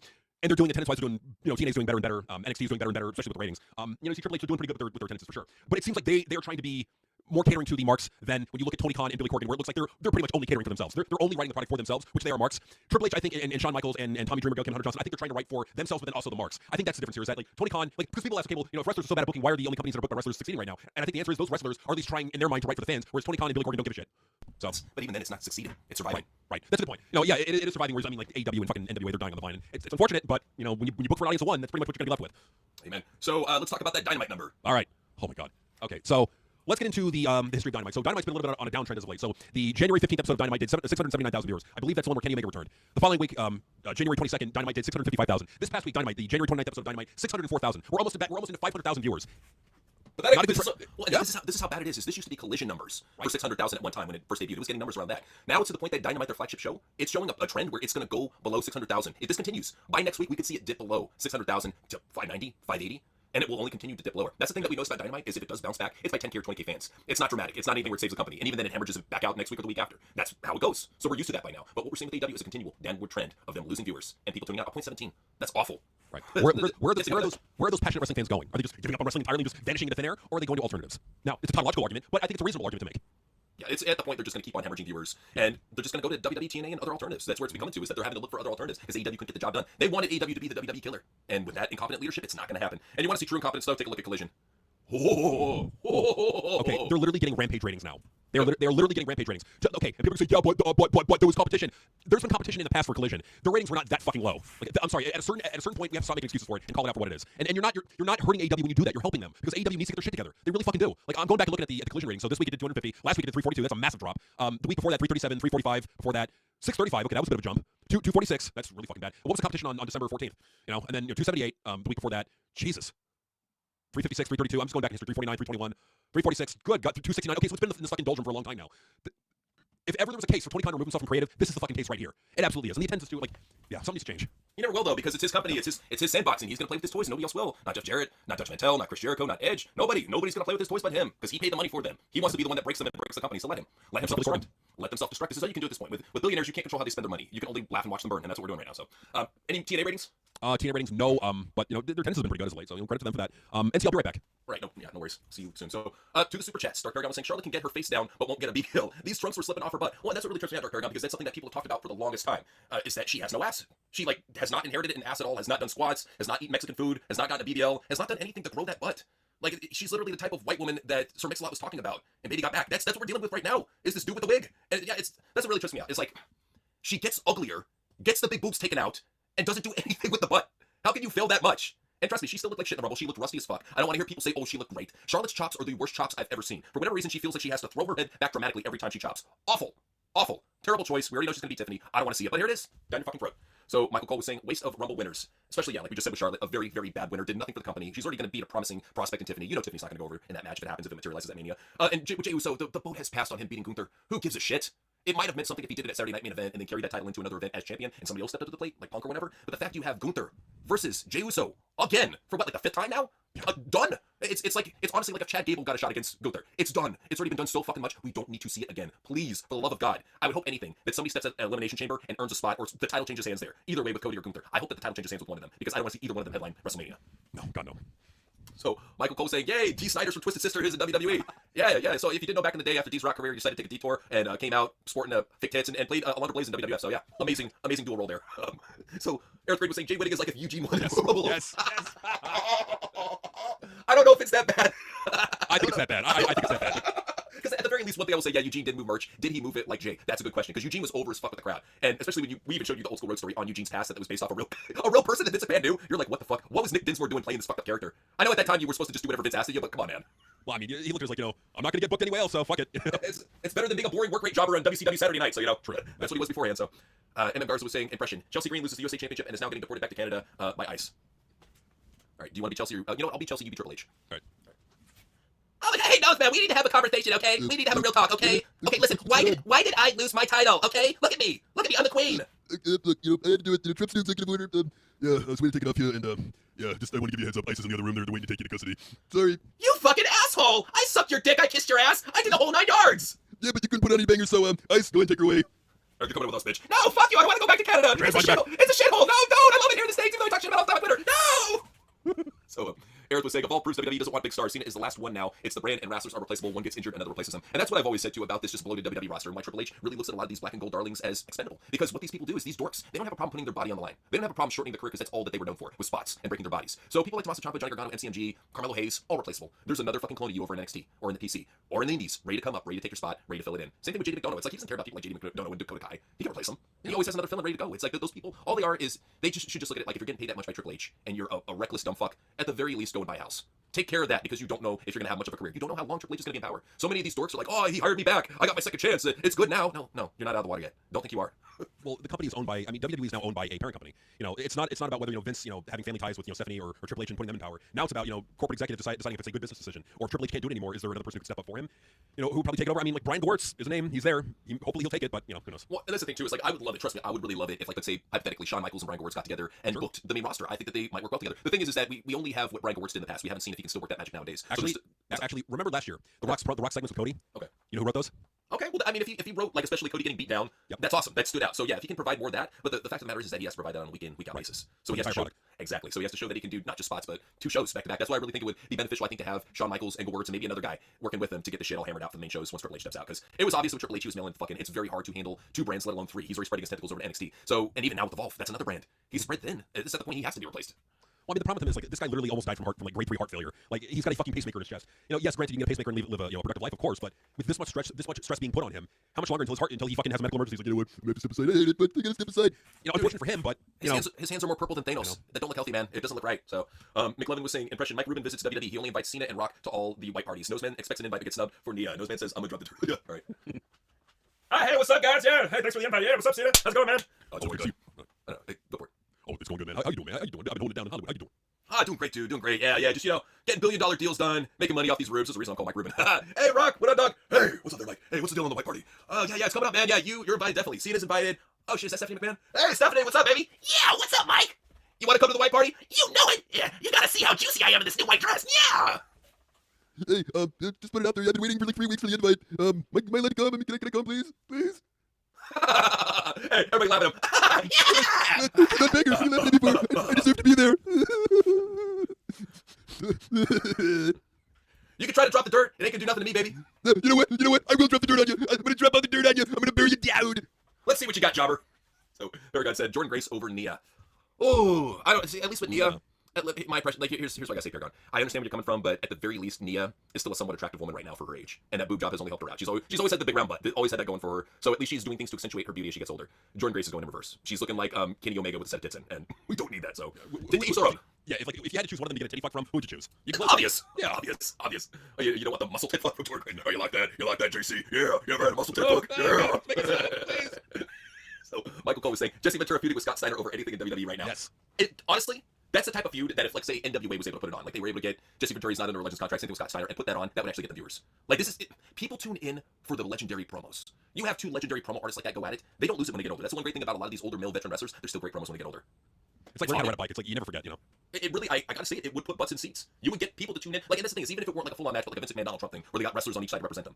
Still, I mean, you could get Scott Steiner's son Gage, have him debut in the ring that way, and then you got Jesse Ventura. He goes ahead and picks out a prospect. There you go. Okay, all right. It's something. If they can't get in the ring physically, it's still something. So yeah, let's see what we got here. Impression. Nia tricks Noseman to a dinner, yet takes him to a Booker T. Sharmell house trick. Oh, Booker T's in Sharmell's house. Trick and Lash are there as well. She takes him for an interracial partner swap. All right. Hey, Noseman, guess what? What? I'm gonna treat you to a nice dinner date tonight. Oh, okay, all right. You're not gonna cook me in front of black guys again? All right, okay. Hey, I didn't say anything about that. I said I was gonna treat you to a nice dinner date. So, anyways, it's over at a wrestler's house. All right, okay, I'm dinner with the wrestler. All right, okay. 1 hour later. All right, here we are. This is Booker T's house. Doesn't it look great? It looks a little bit too nice for a person with his look. Let's see if he's home. The lights are on. Booker, we're here for the party. Oh man, shit. Damn, Stephanie, that new boob job is looking fucking fantastic. Now, can you dig that? I can, Booker, I can. Did you hear that, Triple H? He loves my new boobs. Yeah, I do too, but she never lets me play with them. Oh, you got they finally came for the party. What's up, y'all? Yeah, hey, Trick Lash, get over here. We got the man of the hour, Triple H, and the woman of the hour, Stephanie McMahon. Oh, see, wow. I can't believe they came, Booker. Wow, we're gonna get down tonight, ain't we? Yeah, we're gonna get down tonight. Yeah. Steph, I don't like how this is sounding. You should. Did you think it would end any other way? You know we have dessert before dinner here, right? So Trick, Booker, give me some chocolate. Yeah. No. Oh, you mean I actually gotta fuck this ugly big nose asshole? I'll pass. Hey, Lash, you wanna make out? Yeah, baby, let's make out. Poor nose man in the corner masturbating his nose. Even at dinner, you just can't help it. I can't help it. Hi Pot says Becky got replaced by the curse of Sonic Chew. So for people that don't understand what's going on here, this is a very obscure news piece that was sent my way of Cody Rhodes at a press conference, or was it one of those meet and greets before Rumble happened, where they just basically parade out on stage for the fans and shit. And somebody got him to say Chris Chan. So I don't know what more to say. They got him to say Chris Chan. Okay. So he's cursed. Okay. I guess he's cursed like Becky Lynch now. I don't know. Jay Miller said Logan Paul should have won at Royal Rumble. Yeah, completely agree there. Paragon said Nicole Bass over Zoe Stark. I'll give you that one. At least Nicole Bass had a lot of charisma and looked like she could beat the shit out of a dude. Zoe has neither, so I'll give you that. So VHS was saying TWRP news over Grammys, and I didn't even know it's on or cared about. Right. First I heard it here. Thanks VHS. I didn't even know the Grammys were on. That's how relevant they are now. Damn, dude. Wow. Yeah. So I want to preface this, Paragon, before we get this Bailey Gandolfini impression. I want to preface it and say that Bailey has always had that big butt even since NXT, but go for it. So, is your microphone on? All right. So, I feel like I gotta address the situation. So, people are accusing me like that fucking fat bitch Nia Jackson. Oh, Bailey Gandolfini had a BBL done. Well, listen, motherfucker. You know what? I may have had a BBL done, I may have not, but you know what? I look pretty fucking good in the back. There ain't no fucking complaints over there when it comes to my booty. And for the record, it was your BBL, motherfucker. I guess she came true with it. All right. Didn't expect that. You know, she saw Alexa Bliss admitting all the nose surgery, so she's like, fuck it. McLovin was saying impression. Cena and Triple H have a promo battle. Triple H mentions China and Illuminati to Cena. Cena mentions how Nia's wedding ring has more time off than he does. Nice. Damn. Triple H, we need to have a talk. You and me right now on camera. Right. We need to talk. What did I say? You got shit to say? Say it to my face. Come on. Say it to my face. Say it to my nose. I am programmed to say it right to your nose, and I will say that. Listen here, Triple H. I was wrongfully released in the Royal Rumble. I should have gone longer. I should have won it. I should have been the Iron Man. You programmed me to get eliminated early. I do not appreciate that. I'm a big star. I'm the biggest star you have on the roster besides Logan Paul. What are you doing? You fucking idiot. So if you're gonna drop all that shit on me, you know what? I'm gonna drop this on you. First off, you're a China puppet. All right, let me ask you this: is Taiwan a country? You can't answer that. Because you gotta suck China dick. And the thing too is, look, you're a member of the Illuminati. We all fucking know it. We know you had to do the rituals that everyone else does to get into Hollywood. You know it. I know it. They know it. I am not programmed to answer any queries about Taiwan or its existence for that matter. As far as the Illuminati goes, well, I've seen the same people shaking my hands that have shook your hands. Not to mention, now that I look at your hand, where is Nia's wedding ring? Oh! I tell you, that wedding ring has more time off than you do. Ha ha ha ha ha ha. That sounds good to me now, John. Well, guess what? I was thinking about having to go over to Elimination Chamber. Now you're gonna get jobbed out and you're gonna get fired. Oh, too bad. It's my last year here. Ha ha ha ha ha. Damn it. Michael Cole says, I turned to stone when I saw that Medusa pic. Well, hopefully you turned back to flesh by this point. So, Truth was saying, impression, Medusa tries to seduce Dracula. He's horrified. Hey there, hi, I'm Medusa. Yeah! Oh, that'll deserve my sleeve. Hey, don't you think I look pretty? Yeah! Oh, dear God. Oh, you're so ugly. Oh, I've seen a lot of nightmares in my life. I'm not gonna take it. No, I'm not gonna take it. Ah! That's how bad it is. Dracula would rather expose himself. So, yeah. Michael Cole was saying, D. Snyder grosses me out. And that immediately made me think of, do you remember Chappelle's show when he had Ask a Gay Guy? Yeah. And they had Mario Cantone as the gay dude. And D. Snyder was like, hey, does this turn you on? And he starts showing his ass around. He's like, right here, does this turn you on? Do you want this right now? And Mario Cantone just went, let me answer that. So I can understand the gross out. So Barragod was saying, Jordan Grace and Medusa back to back. You two are fell. This is what we do. Beautiful was saying, impression, while in his induction in the Hall of Fame, Noseman sees Nia in a threesome with Shawn and Undertaker on live television. Noseman cries in embarrassment. All right, so everyone, I just want to say it's been an honor of my life to be a part of WWE and to be inducted for the second time. It's really touching in my heart. And what you doing? Oh, that fucking bitch is doing it here. You're talking about touching hard-ons, so I was like, yeah, I'm gonna touch these hard-ons that Shawn Michaels and Undertaker have. Yeah, you like that? Stroking your boners? You're making the dead man rise from his grave, and the little dead man too. I like it, yeah, give it more! Yeah, you're like, hey, Daddy, you like this? I'm jerking off Undertaker and Shawn Michaels in front of my cock husband. Yeah. It's a beautiful thing. He's crying on stage. What a dork. We are gonna put these hard bits to use or what? Yeah. Yeah, bend over. Oh, Drew said, Noseman speaks, his nose gets bigger, everything, i.e. Pinocchio. And that's what it really is. That's why I think JC keeps on manipulating the nose to look bigger and bigger each time. Because the lies are there. The lies. So I was saying, she messes with Trich's medicine, and a defibrillator goes, Nia, that money is all mine. I'm so scared. Fucking safe. Yeah, it doesn't look the same, does it? Takes a little off, doesn't it? What did you do to it, Steph? Oh, a little of this, a little of that, a little rat poison, a little cyanide, My pacemaker. It's heating up. It's gonna blow. Yeah, I short-circuited it while you're sleeping. Yeah. That money is all mine. It's all mine. I'm taking the kingdom, you fucking idiot. So, 3, 2, 1. Exactly. Got a nose bomb in the apartment. So, Bolsey was saying, as Jey Uso celebrates his Rumble win, Triple H is blowing his nose in the window curtain crying. JD is screaming, blaming TKO for Jey winning. Punk is in his car, is screaming and throwing a tantrum. Nice. Oos! Hey, Triple H, man, I can't believe that you made me the Rumble winner, man. This is amazing. This is awesome, dog. I can't believe you actually made me the Rumble winner. I didn't think you could do that, man. I even make some work rate, motherfucker. You made Jey Uso the Rumble winner. Damn. Motherfucker, I can't fucking believe that Triple knows it's something so fucking stupid. This is totally Tony Khan levels of fucking stupid. You know what? I hate to say Tony Khan wouldn't do something this fucking stupid, okay? It's bad enough to give fucking Charlotte Flair the Rumble win and then you get fucking Jay the win? What are you fucking retarded? What are you doing? You're supposedly the best fucking booker of the year. Fightful gave it to you. Wrestling Observer gave it to you. Well, JD, he's gonna give you the fuck you of the year, bitch, because you fucking suck, Bruce. It's such bullshit. It's such fucking bullshit. I got fucked over again by that fucking big cuck asshole. I knew it. I fucking knew he would stab me in the back again. That motherfucker. I was supposed to win, and I was gonna main event Mania, but now I can't because I got fucked over by that big nose fucking Mark. That fucker. Oh, when I see him again, I'm gonna cave his fucking nose in. Yeah. Oh, make love my second impression. Nia and her Eastern Star girls rent a hotel suite. They cuck Noseman, Cena, and RKO on the chair as well, going, oh yeah, oh yeah, oh yeah. Why are you crying, Noseman? This is hot. Oh yeah, I can't believe y'all showed up at this random dirty ass hotel out in the middle of nowhere.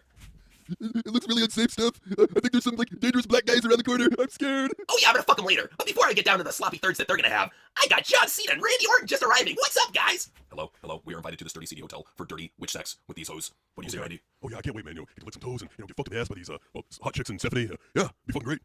So you know what you gotta do there, Triple H. Look, there's even a cup chair. Go sit in the corner. All right. Okay. Do your worst. Do what you're gonna do. Oh, it's only gonna get better, baby. Don't cry just yet. Trust me. We're only just starting here. Yeah, you heard her. Now, Cena, pull out that giant vibrating cock and give it to me good. Randy, suck on my toes. Margo, stick that pussy in my face. Oh yeah, Steph. Oh yeah. Oh yeah. Oh yeah. Oh yeah. Oh yeah. Oh yeah. Vibration signals. Oh yeah. Sexy toes. Look at all the toe jam. Steph. Oh yeah. Oh yeah. Oh yeah. It's been 2 weeks. I knew you were gonna be sucking the dirt and bugs and dead shit off of there, so I just kept it on my feet. Yeah. Oh yeah, Steph. Oh yeah, shit. Oh yeah. Triple H, why are you crying? Why are you crying? This is hashtag hot. Oh yeah, oh yeah, oh yeah, oh yeah, oh yeah, oh yeah, oh yeah. Sleep mode. I'm crying because everyone gets to fuck my ugly wife but me, and I'm in a dirty hotel, and I'm surrounded by dangerous black hood guys, and I'm really scared. Oh baby, it's okay. I'm gonna fuck you in the ass real soon. Just wait your turn. Okay, all right, this is a little better. I mean, you're not, roided up and, ugly like Jordan Grace, but something. So Alejandro said, WrestleMania back then had Shawn versus Taker, Austin versus Rock, Rock versus Hogan, etc. Now we have Jey Uso versus Gunther, and Cody versus some jobber I may not tune in. Well, what they did is they really shot themselves in the foot because for WrestleMania, I understand they want to make it about people that they're building up. No, for Mania, you make it all about star power. You make it all about part-timers. You get people, really big names to come in. It should have been Rock and Roman, and it should have been Cody and Punk if they were smart. That would have been the best way to go about it. If they're going to keep the current champions, they got Gunther and Cody going into that. You got to have big name challengers. If you can't have CM Punk, John Cena would be a perfect fine fit because he's going to lose anyway. So fuck it. Well, I mean, for the women, they could have done like have Nikki Bella win. They could have had Trish Stratus win. Like just imagine the marquee of Tiffany Stratton versus Trish Stratus, or Nikki Bella versus Tiffany Stratton. Like that would have been a more marquee match than Charlotte versus Tiffany Stratton. Like that, no one cares about Charlotte. No one gives a fuck. I agree, and that's the thing too, is why are they handing shit to her when she's just coming back? Let her get a rivalry under her belt, a good rivalry heading into Mania, and then give her a shot. Instead, Alexa Bliss comes back and maybe gets a rivalry with Liv Morgan if we're lucky. Yeah, if we're lucky. Yeah, if we're lucky. I mean, we're probably gonna get some fucking shitty ass White Six Alexa Bliss storyline where they're not gonna know what the fuck to do and it's gonna suck ass. Like for any, just they need to stick to their wheelhouse. But the only thing that they can do is booking wrestling matches in the ring. Like, that's it. That's it, man. That's all they're good at. So, Truth was saying impression. Nia and Chelsea take on the Eagles and Chiefs as Noseman and Nick Cardona sit in the chair. Oh shit. Hey, Noseman, guess what? What? We got another double date going on in the bedroom tonight, and this one, well, it's of the right look, so to speak. Okay. Who's this guy? Hey, what's up? I'm Nick Cardona. I don't know if you remember me, but I'm a huge fan. I was Zack Ryder. I'm such a huge fan, Triple H. I have all your Elite action figures. I even got a couple of them autographed by you, or so eBay said. But yeah, I'm such a huge fan. You're amazing, dude. Can I please shake your hand and suck your cock? Oh my god, you're great. Oh my god, you're great. To me, Steph. You're torturing me. Hey, we're just getting started. Ain't that right, Chelsea? Oh, you know it. All right, so yeah, I actually lied to you. This is not the double date. The real date is the Eagles and the Chiefs. Come in, Super Bowl party at our cuts now. Oh man, oh shit, I get the fuck Stephanie McMahon. Holy shit.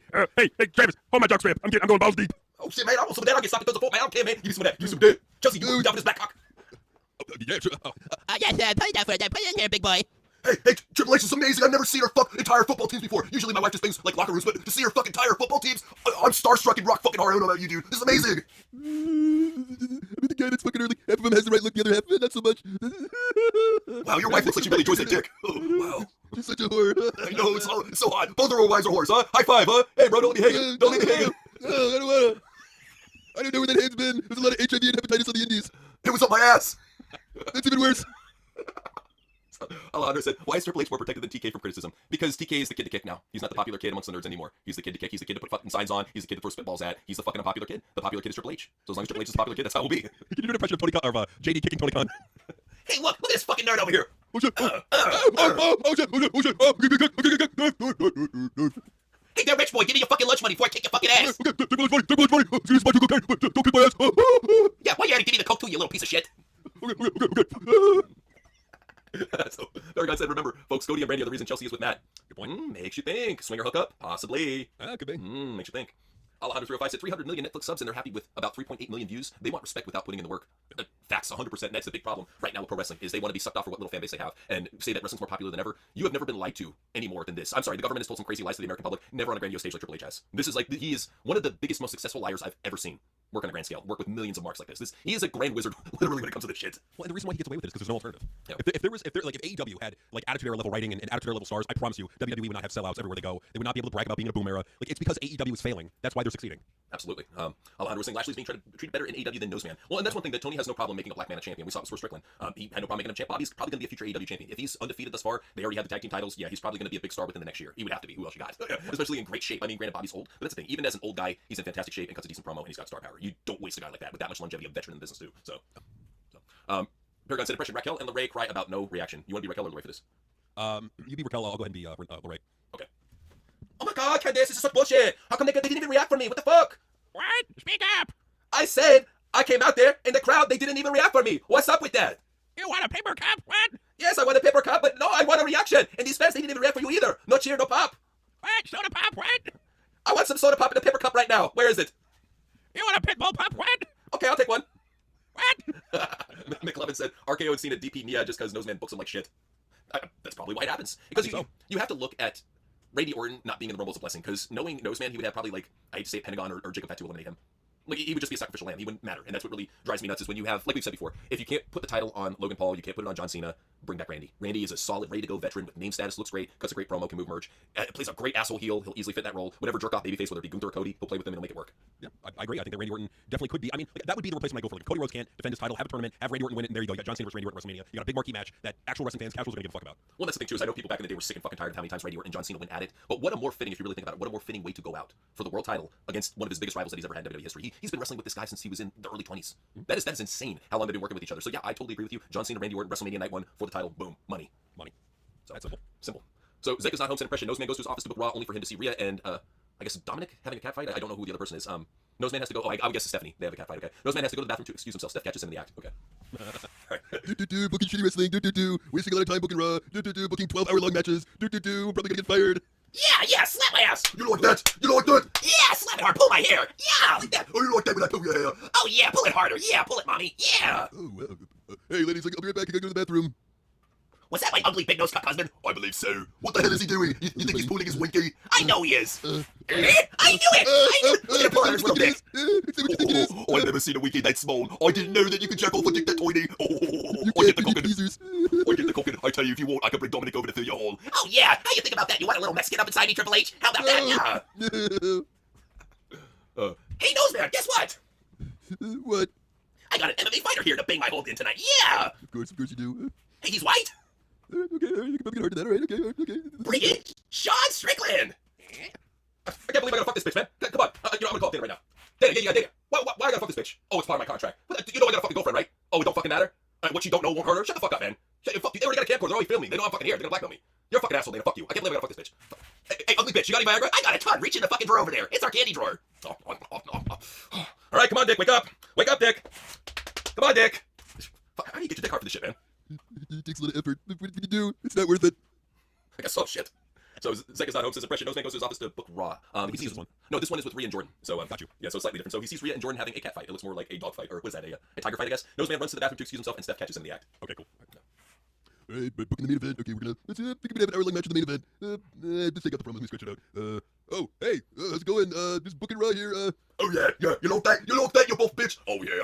I've never been fucked up my ass by strap-on. Usually it's the other way around. Oh yeah. Well, mommy is always on top, especially when it comes to you, Jordan. Yeah, you like that, mommy cook? Oh yeah, I like it. I like it a lot. Oh man, that's some good dog. Oh yeah. Ladies, I'm gonna go to the bathroom. I'll be right back.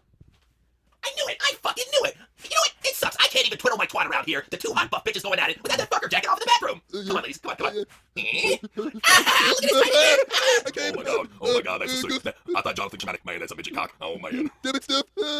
That's not what it looks like. It is what it looks like. A baby dick. I took steroids and it shrunk my wiener. How can I tell you? Shrunk your wiener, shrunk your balls, and it shrunk your brain, you dumb fuck. It's true. It's so true. So Javon said, I saw a post that said that WWE needs to switch back to the old announcer's table because of JD's injury. However, I disagree because you can't put blame on anyone but JD. You're absolutely right about that, Javon. And yeah, I did say I felt bad for JD and the injuries that he sustained as a human being. At the same time, he's out there taking those risks, doing high risk style, doing the type of shit that he's doing, realizing that shit, that's your fallback, man. You're either hitting the guardrail or you're hitting that table. And those tables aren't the follow-away tables that they used to have. No, these are hard, built to last fucking tables where people powerbomb them on the tables and they don't fall through. So, yeah, you're getting those talking tough tables and it ain't nice on the head, so. McLovin was saying, Nia shows her Eastern Star girls her new boob job and pussy surgery. Says, now eat me, Nia. Tells Noseman to get the oil and IV bags. Oh, hey, girls. So nice to see you over here. Hey, well, I wanted to show you. You know, I took some time off for surgery. Yeah, girl. Oh, my God. You're looking good. Yeah, Steph, you look awesome. Wow, what'd you do? Well, I got a brand new boob job, as you can see, rolling with triple D's here. Yeah, and look, I got the beef curtains trimmed. Look at this porn star pussy. Well, at least before all the BCs. Yeah. Oh, Steph, those tits and that pussy. Oh, God, I can't wait to lick them both. Oh, Margot Cat, get over here and eat my pussy and asshole. Yeah. Do I get to join in a little bit, please? You know what you get to do, Nose Monkey Boy? You get to get my oil and IV bags on the double. Yeah. Okay, get the bags. Get the oil. Here you go. Here. Hook them up. Okay. Okay, you get to go. Can I drink up, please? Please let me drink up. No, you can get blue balls for a week. I don't give a shit. Fuck you and your tiny dick and testicles. Yeah. My balls are gonna blow. They're gonna explode, please. Good. I hope it explodes the last of your manhood. Yeah. So well.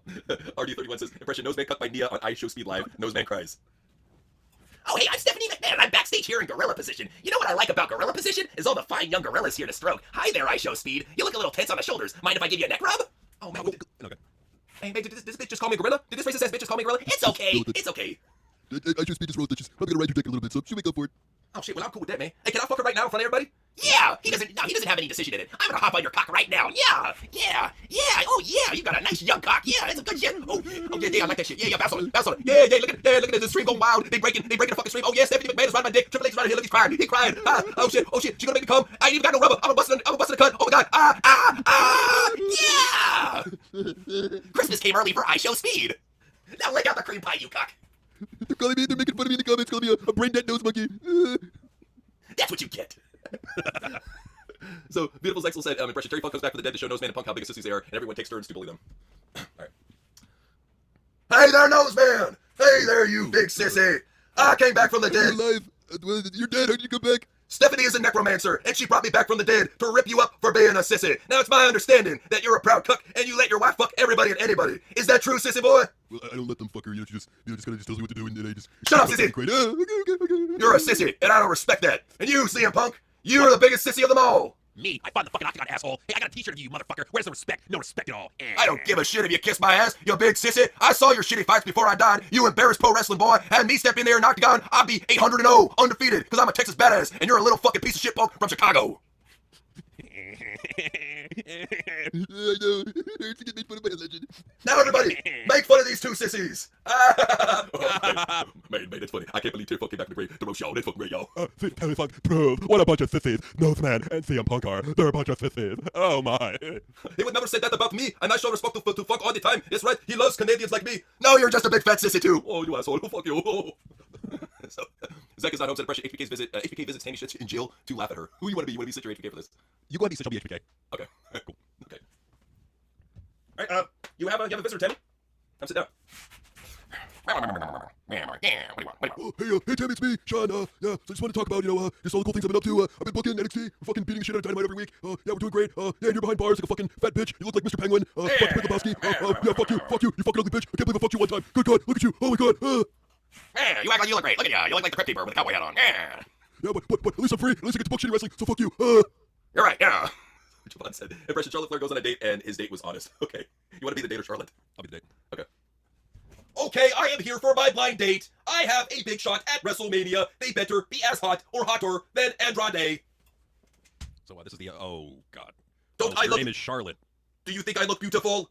No. Hey, you said you were hooking me up with a woman on a speed date. This is the same woman. I am a woman from head to toe. Ric Flair's #daughter. Yeah, no. I'm good. You're way too fucking ugly for me. I fucked ugly chicks before, but this is testing the limit. So yeah, I'm gonna bounce. Nice seeing you, I guess.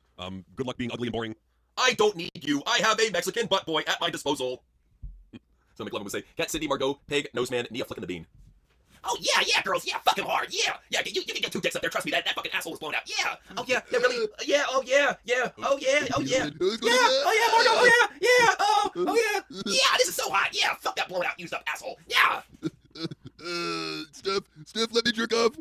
No, the only way you masturbate is through anal orgasms. Yeah. So, Paladin said impression. Paladin helps Tiffany celebrate her title win by going on a trip to Florida. He gets her very beautiful gift. Sorry. Okay. All right, bye, Tiffany. I'm so proud of your title win that I've decided to take you on a trip to Florida. It's a good time right now. It's nice and cold out. We can have a fun time and it won't be sweltering. What do you say? Like, oh my god, like I cannot wait. Like it's gonna be so much fun going out to Florida, having Christmas over there. It's gonna be way better than in the fucking cold. Oh my god, thank you. Oh, that's how I roll. 5 hours later, here we are in beautiful Miami. So whatever you want, Tiffany, I will take you to all of the finest boutiques. You will get all the finest dresses. You will get the top of the line of anything you want. Perfume, jewelry, whatever your heart desires, the Paladin will deliver. Like, oh my god, like I want like a new Louis Vuitton bag. Like oh my god, like and you gotta like get the really expensive one, like the $10,000 one. Like and then you gotta get me some branded perfume. And like, oh my god, I'm gonna look so fucking great for Paladin. Oh god. Well, actually, I decided to get you a little gift ahead of time. Go ahead and open up the box. You like Oh, it? It's a diamond encrusted Tiffy time necklace. Like, oh my god, thank you so much, Paladin. I love it. Oh my god, it's amazing. Amazing, huzzah! Now I shall take you on a fine trip, and I expect fine pussy afterwards. That's right. So Burrow was saying, impression. Monet and Ricochet feud over who makes the cringiest promos, including their animal sounds. Okay. You want to be Monet or Ricochet? Yeah, I'll be Monet. Okay. Hey, there, Mercedes Monet. I, in fact, make the cringiest promos out there. Aha! That's real talent. When you sound like a hyena, that's real talent. That's real ability. Look at me. I'm getting over. I'm stabbing people with scissors. I'm hot on Twitter. What you got, bitch? What you got? Like, excuse me, okay, like, first off, you don't know how to cut a good promo, okay? I cut the best promos, okay? So check yourself, motherfucker, okay? You know what? Your promos fucking suck. You're fucking cringy. Okay, fuck you. Bitch, you sound like a howling bird at the top of the lungs going, "Ay!" What are you, like some sort of Navajo about to kill a cowboy or something? Like, that's bad. It's not good. It's not good. At least Ricochet, it's swamp. Okay, you know what? It sounds a lot better than your bullshit. It sounds way fucking better. Okay. Yeah, well, I tell you, I'm over. You ain't. Okay. Hey, Tony, which one of us is more over?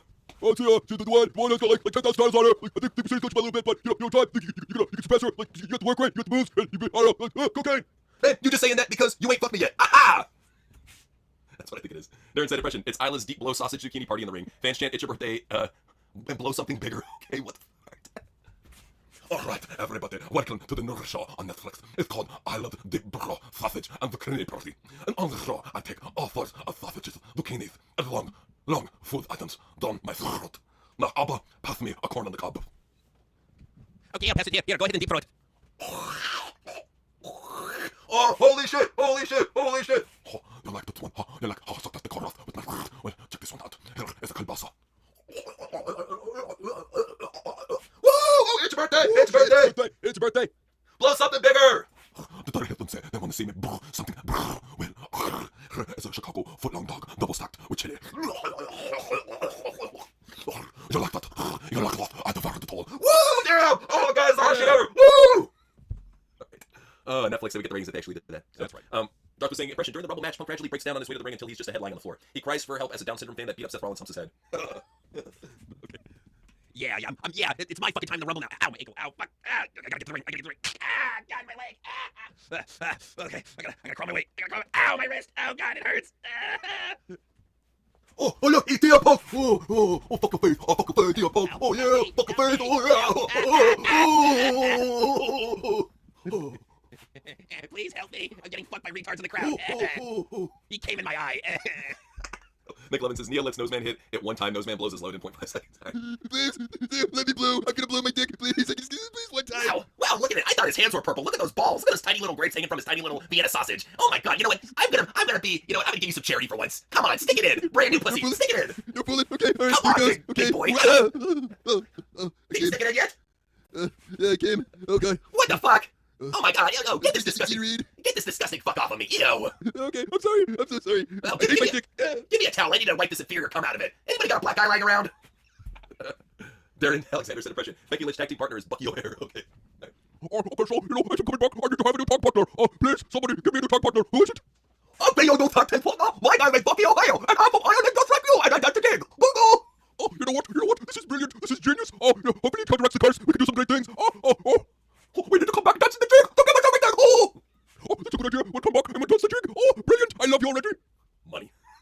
Mick Levin says, impression. Nia invites Mandy Rose and Kelly Kelly to her home while Noseman is away. Propositions them to take the double dog to come back to WWE and go all night. All right, ladies, come on in. Yeah. Like, I thought you hated me, Steph. You know, I left to go do my OnlyFans shit, but, I'm sure I'd come back to wrestling in a heartbeat. You know what? I gotta say, you kind of grew on me after you talk shit about Tiffany Stratton. I hate that fucking bitch. So you know what? Tell you what, I'm gonna bring you back and Kelly Kelly. But first, you gotta take the double dog all night long. Yeah. I have no problem taking it, girlfriend. What about you, Kelly Kelly? I'm an exhibitionist, duh. Well, all right then. Bend over and get this strap on. Yeah. Poor ladies. Mr. Jamie Jam said, I'm sure you guys won't agree with me, but I'm really digging Jacob Fat too. Promos are pretty sick, decent in the ring. Glad he got in decent shape. I understand where you're coming from, Mr. Jamie Jam, and don't get us wrong. We appreciate what he had to offer on the indies. The reason why we have distaste for him is it's something that happens with a lot of the IWC favorites. Overhype. He gets overhyped to the point that his own hype supersedes who he is as a wrestler. I feel that, yeah, he did get in great shape. He's a decent promo. He does cool shit in the ring, doesn't get injured often yet, so that's good. I don't know. I feel like he really ruined himself with the whole I Love You Solo shit. That's what, like, once he did that shit and constantly praying like a goofball, I couldn't look at him as that indie badass that I did. I wanted to see him come in as that indie badass. Instead, he just came in as some goofball who was creepily saying I love you Solo all the time and staring right at him like he wanted to fuck him. It was weird. I didn't enjoy seeing somebody who I saw in the indies come in like that. You know, I felt like they ruined him right off the bat. No, for sure. No, I completely feel the same way too. It's like we feel like, because we've been rooting for Jacob Fatu for a while now, like constantly putting him over, praising him. I think a lot of it is just how he's being booked with WWE. It's not helping him at all, and then it's also not helping him when he's going on, and doing weird shit like that. But the guy's talented. I'll give him that. But creative's not helping him. Nope, not at all. Not at all. Darren Alexander was saying, impression Stephanie McMahon. Stephanie McMahon's parody, Rita Repulsive. Okay. Hey, nose man, you big nose fucker. You fucking ready for the costume party yet? Yeah, I'm ready. I'm trying to fit it, but it wouldn't fit all the way. Do I look okay? Well, are you Toucan Sam? Because damn, that beak can barely fit over your ass nose. I tried to be, but it's really tight. It's cutting off the circulation of my nose. Good, I like your big purple nose underneath. What do you think of my Rita Repulsa outfit? Looks pretty good. Looks pretty good. Don't hit me, please. What, you don't want to get conked with my wand? Like this? Like this? Like this? Yeah. Ow. So McLevin would say, impression Teen and Teen Orton are working out at VKM's house. Nia goes up to them saying, let's have step sis and step bro bonding. They DP her VKM watches. All right. Good God. Okay, man, I tell you one thing. Oh, I tell you, man, this motherfucker, oh God, he got all the good gym shit, dog. Look at this, he got to stay in line, stay all set, man. Look at this shit, man. This type of shit they have over 25 fitness. I got to pay no gym membership. This is what's that, dog. Damn, that is. Damn, I can't believe I thought he was rich, man. I didn't realize he was this fucking rich. Damn, man. Motherfucking billionaire, dog. He fucking paid, dog. Shit. Oh yeah, what's up, sexy boys? Having a little workout session, got your shirts off? I see the sweat glistening. Oh my, yeah. How about we have a little step sis and step bro bonding, if you know what I mean? I mean, John, I'm down for it if you are. I mean. Oh, hell yeah, man. I want to tap that bitch ever since I got the fucking know. Yeah, you down for that shit? You want to tag team this out? Fuck yeah, let's do it. Oh yeah, fuck me good. Oh yeah, John, yeah, Randy. Yeah, suck on my toes, Randy. Yeah, I know you like that. Yeah. Oh yeah. It turns me on so much when people are watching. Wink, wink. Oh yeah. Wait. I'm not here. I'm definitely not jerking off in the corner right now. JB said, impression Netflix kidnapped and hold Triple H hostage in basement over ratings. Wake up, you big nose asshole! Wake up! What are you guys doing here? I'm just about to book some great wrestling. What are you doing? Well, you should have known that The Rock's very good friends with Netflix, and I got together with the executives, and we decided to hold you hostage over the ratings. If we release you, that depends on what you say, so let the interrogation begin. You wanna start doing the waterboarding? Oh yeah, let's definitely do the waterboarding, yeah.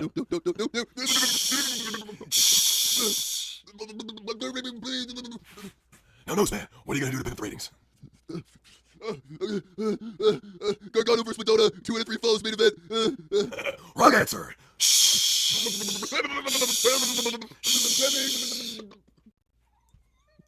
Darren was saying, impression, the Burger Rumble, KO new pay-per-view unlimited in ring. The Burger Rumble. This is KO's new pay-per-view idea? Yeah. Okay. Hey, Triple H, man of the hour, hey, dude. Hey, I got a great creative idea. Can you lend me your ear, please? Sure, yeah, tell me what do you got? Well, I was thinking since WWE is more about body positivity, how about we invite all of the fat fucks from the indie? We bring Cassius Ohno back to WWE, and we put on the very first Burger Rumble. The first man to eat the most burgers and toss everybody over the top rope wins. Doesn't that sound like a bigger idea? I kind of like it, but we gotta test it out. I'll tell you what, we'll have it debut on Speed. Okay, hey, free food is free food. Okay, cool. Bad Sport says, Nia inserts herself in the Rumble to challenge Tiffany. All right, Mike, who's gonna come out at number 30? I don't know. Who could it be? Could it be Becky Lynch? Like hashtag, I think it might be Becky Lynch. 5, 4, 3, 2, 1. Yeah, girl. Yeah, I'm out here to challenge you, bitch. What's up, Charlotte? Oh my God, like why is she out here? Yeah, Charlotte, over the top rope. Yeah, Nia, over the top rope. Yeah, who's left? Oh, Roxanne, over the top rope. Yeah, Tiffany, I'm calling you out, bitch. Time to die. Dio was saying, impression 2045, Cardona still wait for WWE comeback. Hey, what's up, everybody? This is Matt Cardona with the Action Figure Podcast. Yeah, still going. 5th year strong now. Yeah, I sure wish I had Chelsea Green. She broke up with me in 2025. That was a better time, back when I actually used to jerk off in the corner. And I don't get any pussy at all. I just, I got really fat and I just collect action figures and still waiting for that call. Triple H, look at me. I'm in great shape for 65. I'm ready to go. I'm ready to go in the ring. Come on, man. Come on, give me the shot. I'm ready. So, McLevin was saying, I feel those man watches your videos. I remember we talked about Cena being a Hollywood big shot and sounded like a douche at the press conference. If Triple H executes it, I give it props. That's the thing too, is we've always joked around about that. If he does, at least he's a good sport. I will say that. I always, especially with Stephanie, what she said today, that shows me that they're both good sports. They can take this on the chin. Triple H could take a roast. Like if they were to bring back WWE roasts, he could get grilled and fucking still smile. That guy, I tell you, these older generation, they're built different. I will say that much. No, they're not soft pussies. Like Triple H, like put it this way, we don't have fans following us anymore, so it's an improvement. It is. Yeah, that's the one thing is we noticed the Black Ops shit really died down, so that's good. Emma Garza was saying, impression of cops. Cops catch Liv and Dom on a beach having an intimate encounter. Bad boys, what you gonna do? When the come for you? All right, everybody, I'm here with my partner here, and we just got to get some donuts and coffee. It was actually our third break. But yeah, we got a public service call. We're over here on the beach. Usually it's some bum jacking off in the shower, so this is kind of a different call. So yeah, we're gonna go see what's going on. All right. Please, can I put it in now, please? You've been fucking me butt for like the last 3 hours. Oh, please, let me. Now, hey, if mommy's always on top, then Liv's always gotta be on top, okay? But I get to get my dick sucked, please. I have blue balls. Hey, what's going on over here? Hey, there, little Mexican boy. Is there a reason why you're pantsless? What's going on over here? Nothing. No, I was just with mommy and leaving. We were just having a party and Well, as it looks right now, the girl, she's free to go. But you, sir, you have been arrested now for public indecency, and we're taking you in. So, yeah. Help me. Bail me out. Please leave. Bail me out. Chicken nuggets. I'm sorry, but I got to be at a press conference at 6 a.m. tomorrow. You can fuck off. But they won't give me chicken nuggets in jail, please. And you know it's Friday. You know the DA ain't going to answer your call till Monday. Leave, please. Bail me out. Sorry, Tommy. So, Dio said, Bronson, Osprey, and Shaq make a Subway commercial. Okay. Okay. Hey, Bronson, what do you put in your sandwich when you go to Subway? When I go to Subway, I make sure to Thick Boy's toilet, and I tell them to put every single thing in there. Even the rat droppings on the floor, everything in the back, pieces of dirt, fingernails, I don't care. I'm a thick boy. I need calories. Give me it all. How about you, Osprey? What do you have on your sandwich? Well, I'll tell you, bro, yeah, you're getting a little bit older, bro. You gotta put all the meat and the vegetables on it, bro. You gotta get your calories and your vitamins, bro. Oh, bro, that's how you do it. And that's kind of thing you can get at Subway. You can get it anywhere you want. You want dirt, fingernails, meats, cum, doesn't matter. We'll put it on your sandwich. You know what they say? Eat fresh. So. Gunslayer was saying, cops, but it's ice busting illegal luchadors. All right. Batman, what you gonna do? Hey, what's up here? I'm here with my partner Hector. We're both born here in the States, you know, Hispanic race, and that's what we like doing. We like busting these motherfuckers. I'm tired of these motherfuckers. They never got their green card, you know? These motherfuckers. So we're going after luchadors. Oh, we're running up to the performance center right here over in Orlando, Florida. Look at these motherfuckers over here wearing the mask. Hey, are you illegal? Oh, look at you. No, habla inglés. No, we don't speak English. He's fucking running. Let's get him. Let's fucking get him. Put your fucking ass behind your back. Put your ass behind your back. What's your name? Dragon Lee? Yeah, you're going to jail. Yeah, you. Yeah. Andrade, you're going to jail too. Yeah. No. Trust me. We're fulfilling what Trump says. He wants to bust these illegals. We're taking them down right now. Ain't that right, Hector? Yes, right. Yeah, we bring you bastards to justice. You giving good Mexicans like us bad name. That's right. And fuck these motherfuckers. So, guys, thank you for joining us for TWR News. We will be back on, I believe, Wednesday with a live watch along. So join us then. NC? JCN. Peace out. Here they are, the muscle woman. They each look like a man, they all must be trans. They have degenerate fans, they want to get rammed by transvestite, that's the plan. Looking at the three ugly ladies, don't think they can ever give birth to babies. Their only fans are people that are crazy. Those same fans all love the trannies. The girls look like they have bulging wieners. So much flimsy Phil is jealous. You fucking creatures. He screams these girls have blown far more meters. Far more than Punk leaving him screaming under the bleachers. These three ugly bitches are a little too ripped to be women, their boobs have been clipped. But on TV I always skip. They are so ugly, they do not look lovely. They want to be mommies for these fans and swallow into their tummy. The women are trying to be tough. Now there they are trying to give us this stuff. They want to be mommies, but people had enough. They are trans people demanding the fans love. These women are just degenerate. Oh God, someone please man the turrets. And please take out these hermits. I can't take seeing these mommy misfits. These women are transvestites. They're nowhere near ladylike. They are disgusting. Get the hydrochloride. I'm tired of seeing these hermaphrodites. They are so ugly. They do not look lovely. They want to be mommies for these fans and swallow into their tummy. They are so ugly. They do not look lovely. They want to be mommies for these fans and swallow into their tummy. El combate se detiene y los supervivientes continúan. Gritando que esto no sí, en Badalona va a pasar. Están árbitros, un momento, que comienza el bate royal. ¡No puede pararlo ya! Goliat se tiene que detener. Goliat está yendo por todos, pero se tiene que detener, se ha eliminado. ¡Eliminado! Goliat, un eliminado. Otro Alex Quiles, eliminado. Ahora sí. Goliat está choques individuales, está Iván Rullo con el gran duelo, intenta terminar eliminado. Sí, no se acerca por eso del tanque. Hay un tercero. ¡Oh, qué intercambio! ¡Qué locura! Cuidado que lo puede sacar todavía no. Fuera. Goliat ahí. Hay que tener cuidado con que se quede muy al borde porque lo echan. Que bien esquivado. Y oye, ahora mismo una situación de bullying dentro de la jaula, dentro de este Todami. Intenta meterse como puede y sale eliminado. Sabe que no ha tenido que repartir tantos golpes y está listo contra Iván Rullo. Oh, vete, tirar. No, está dentro. Ya está dentro. Uno contra uno. Contra Iván Rullo. Es que aún tiene mucho tanque de energía de Killer. Oh, Iván Rullo. Uy, el tiempo de brazo, lo acabó. Y lo final. Vale, esta semana tenía un problema muy malo en mi casa. Luego se me